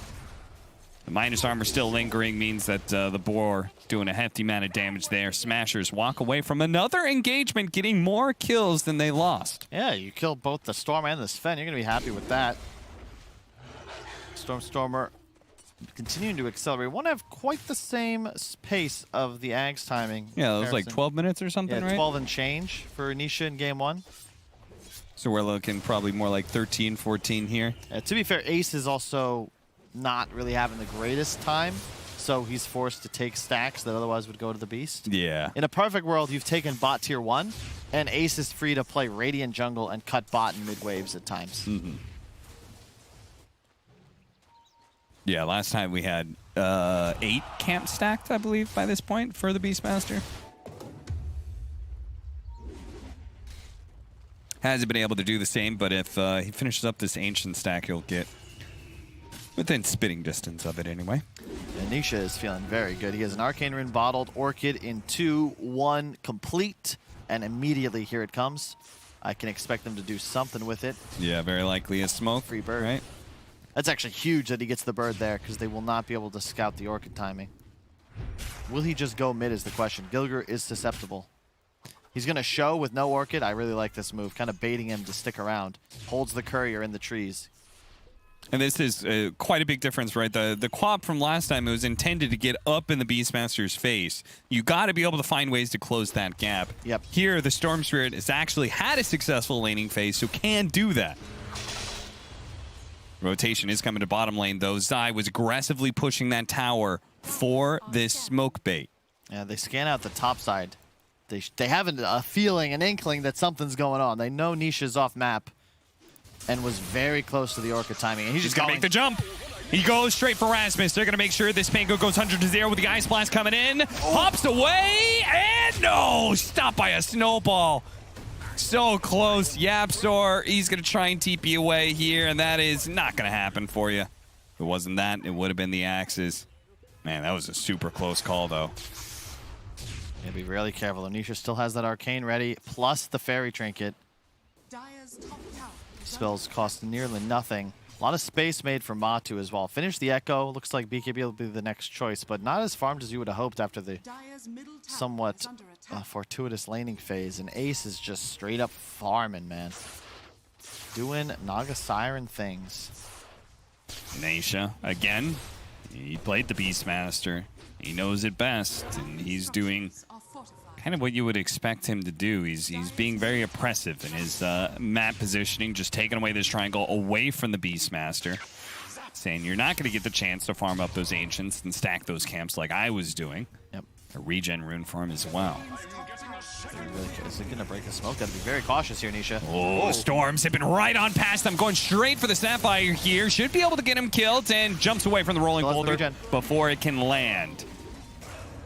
And he's ready to go back in, so if Smashers... Oh, no, now he's seen Ace as well. Ace, do you have Song? He does have Song, and he's going to have to use it here.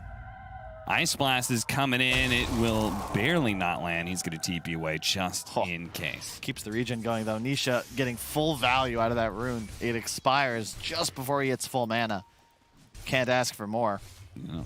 Which means he can remain active, which means Secret are going to smoke up. Remember, there was a slight buff to the Ice Vortex. A little bit less mana, but it's always boosting that magic damage. Storm goes in 25%, 30% in max level. That means the Orchid burn plus all of Storm's abilities, doing that little bit of extra. It's going to be very nice to kill heroes like Storm, or like Naga later on. He's here, and he doesn't have a snap, but he does have a way out. A cookie gives him that short little escape. And Secret's continued aggression is stymied for now. For Rasmus, I feel like he's played a great game. He's been so active, but 4 deaths and net worth non-existent. Rasmus is going to be targeted here of the duel, and even look at that. Yapzor, he goes for the back line. He knows that Gilgir's going to be around trying to cookie people, so he stops that and gets the second kill, and he gets out. See how much damage Yapzor just took from that tier 2 tower? He had so much minus armor, he took nearly 170 from a single shot. Yeah. But this is the trouble with the Hellbear Smashers lineup, is that you saw the first pick Storm, but you can't address it. You have no real stuns. You don't have the greatest team fight. You're just trying to buy time. The trouble is, Beastmaster and Naga, they specialize at doing nothing. They want to be able to farm their own pace, you know, play the game leisurely. Yeah. Pangolier also more of a reactive hero. So you're left in this scenario where you look around, you're like, hey, I thought you were going to do something. I thought you were going to kill. No, I'm the one hitting creeps. What do you mean? And the supports are just left to their own devices. Yeah. Dying to any Orchid pop-up. The Ags is ready, but are we really going to get that long fight? We will see. 4 minutes lower than Nisha's pickup. And as you said, no way to address the storm. Soon there's going to be a BKB. 4th slowest across all regions. Most unfortunate. Radiant's bottom tower is under attack. And that I guess is the counter to the beast, right? If you don't come online fast enough, the axes are your hero. So suddenly the fight's going to last not quite as long because the enemy side deals a bit more damage and they have more health. Your axes, they need time. That every single round you get off, it's adding more and more damage to the stack. Seems like Smashers recognize how important just one good team fight is right now. Indeed. Zai's not trying to give it to him, though. He's camping the tower, spamming that maxed out Q, has the Solar Crest. He's just a straight-up assist right now, playing the D-Wade role. And it's Matu's job to deal the right-click damage, closing in on the BKB. Closing in. And Hellbear Smashers recognizing that their opportunity is probably gone here. Yeah, Secret's not going to give it to him. They don't want any large team fights. They don't want to dive into a song. Pangolier is still quite intimidating. Keep in mind there's a Phoenix behind him as well. I don't think we've seen an egg, though. No, we haven't. But trouble is you don't really have opportunity. You need Secret to make that mistake.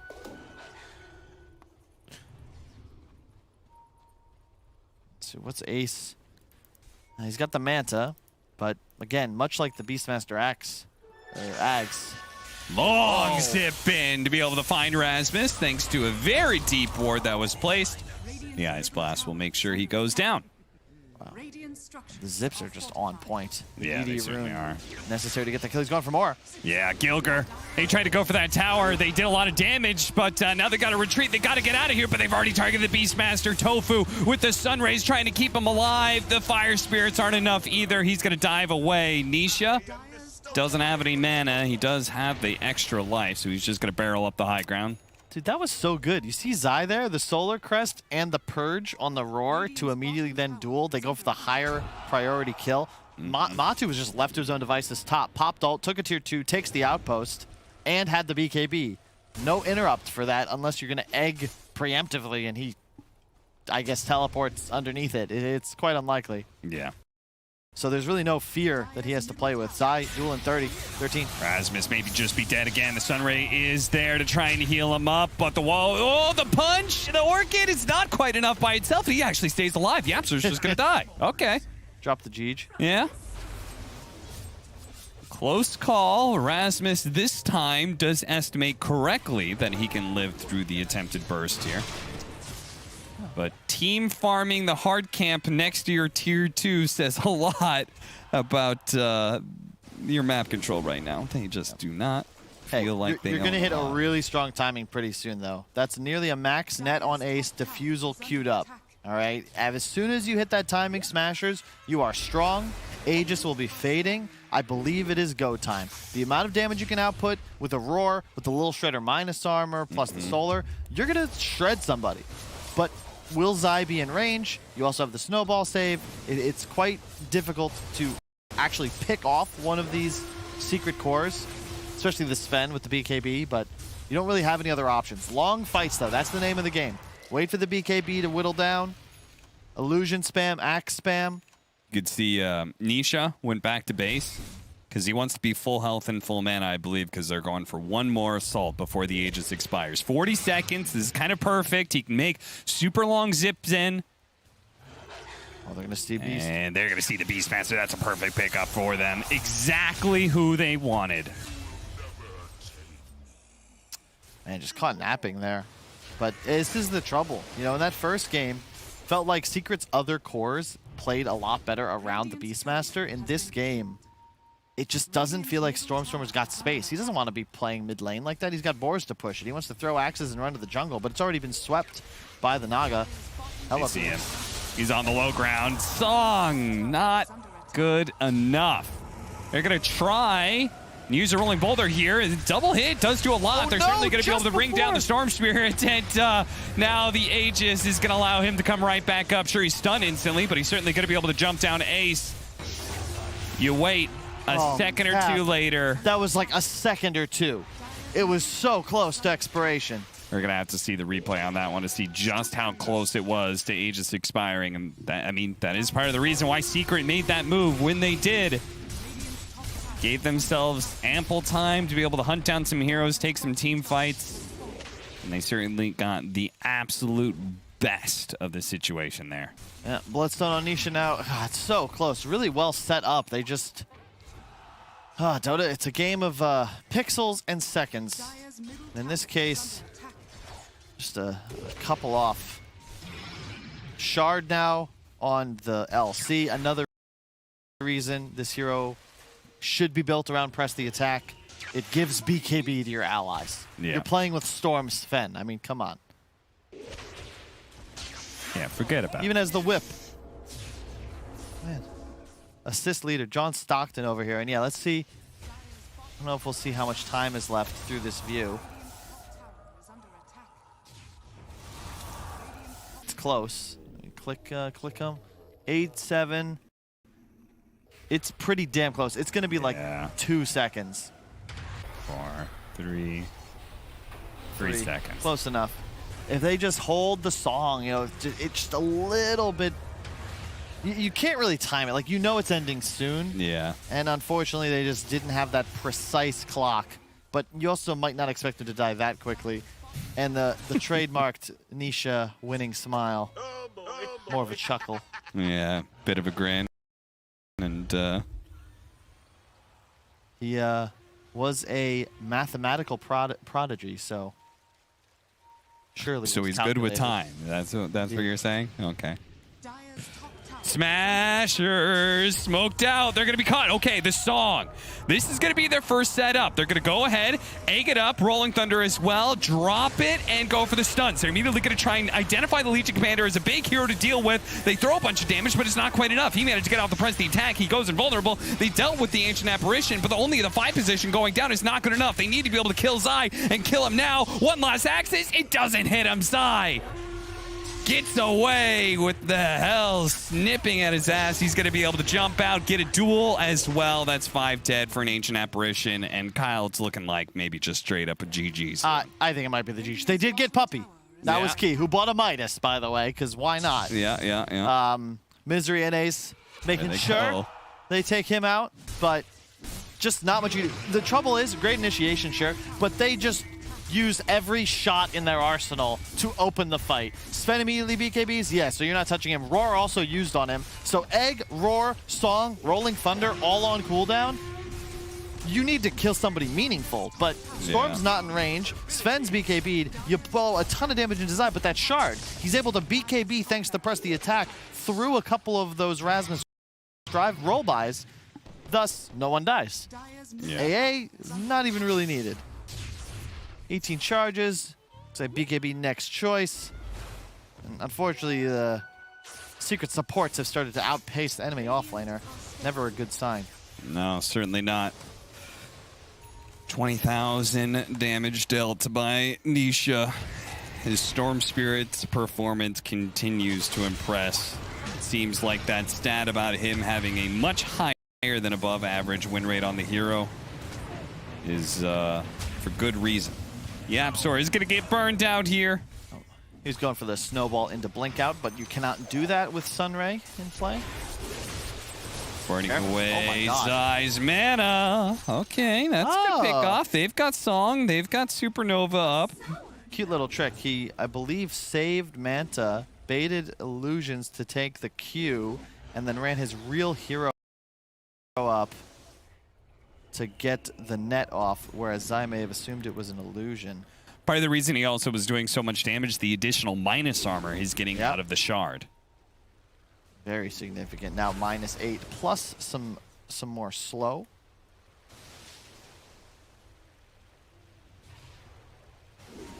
And they may just have a free Roshan here. I mean, with the Beastmaster and a Pango. Oh, no. Matamba Man, she's going to just jump right in. They do have Song, but the BKB is already active. He's going to have to deal with the egg here. Can Matamba Man do it by himself? It looks like he can. He's going to be stunned up, but he's already dealt enough damage with the Beastmaster dead. Gilger's going to fall as well. The Storm's here zipping after Ace, who's already caught by Yapzor. He's dead as well. Hellbear Smashers, this was your chance. This was your opportunity to maybe make a comeback. And you throw it away by just 5-manning inside the pit. Well, they didn't throw it away necessarily. Matu just said, you know what? I've been working out. Let's see what we can get into here. Start some trouble. Watch Denzel and the Equalizer. You know, he walks into the bar. He's looking for action. And in this case, there's just nothing you can do. AC completed. He blinks in, pops BKB. You have to Song. He wasted a few auto attacks on the egg, but you're already all inside the pit. You take a couple of cleave damage. Rasmus is just like waiting for death. And Nisha spots the real Naga and just straight up body checks him. End of the fight. Song on cooldown. Really, again, same deal. Egg, Song used, BKB'd Matu. What? You're not controlling the one guy that counts. He didn't even use the BKB on Nisha. Wasn't necessary. No. He has the shard though. Oof. Very strong shard to boost with the Sven. See that fight again is, I mean, those first couple of hits end up doing so much. The clap on top of all that. Great Ice Blast. Tanisha, he just picks off the snap. He's like, oh, that was the real Naga. You're dead too. You can't take fights this split, but again, problem with the Hellbear Smashers lineup. Who's actually the threat? Beastmaster Naga kind of trying to do the same thing in the fights. You can see disappointment starting to set in. Oh, no. Smashers. Not like this. They move to the top side of the map now. Secrets. I thought they were going to go on a bit of a hunt there, but no. Respect to the squad, though. They're still trying. Rasmus has been in the situation before. You feel the walls closing in, but what are you going to do about it? Matamba Man, swift execution on Tofu before back to business. That business is chopping away buildings. It seems like business is booming right now for Matamba Man. He is laying absolute waste. He keeps on being given press the attack, so they remove the disarm. They remove the stacking axes debuff. Indeed, I expect to hear a full apology from the panel. Legion Commander is a just fine Dota hero. Thank you very much. Ace blows Song just to get out of dodge. Didn't really have a choice. 2 racks down. The Sven Storm just way too powerful. It's cool how a lot of these old lineups are coming back. If you... this secret lineup, this could be TI5 EG. Mm-hmm.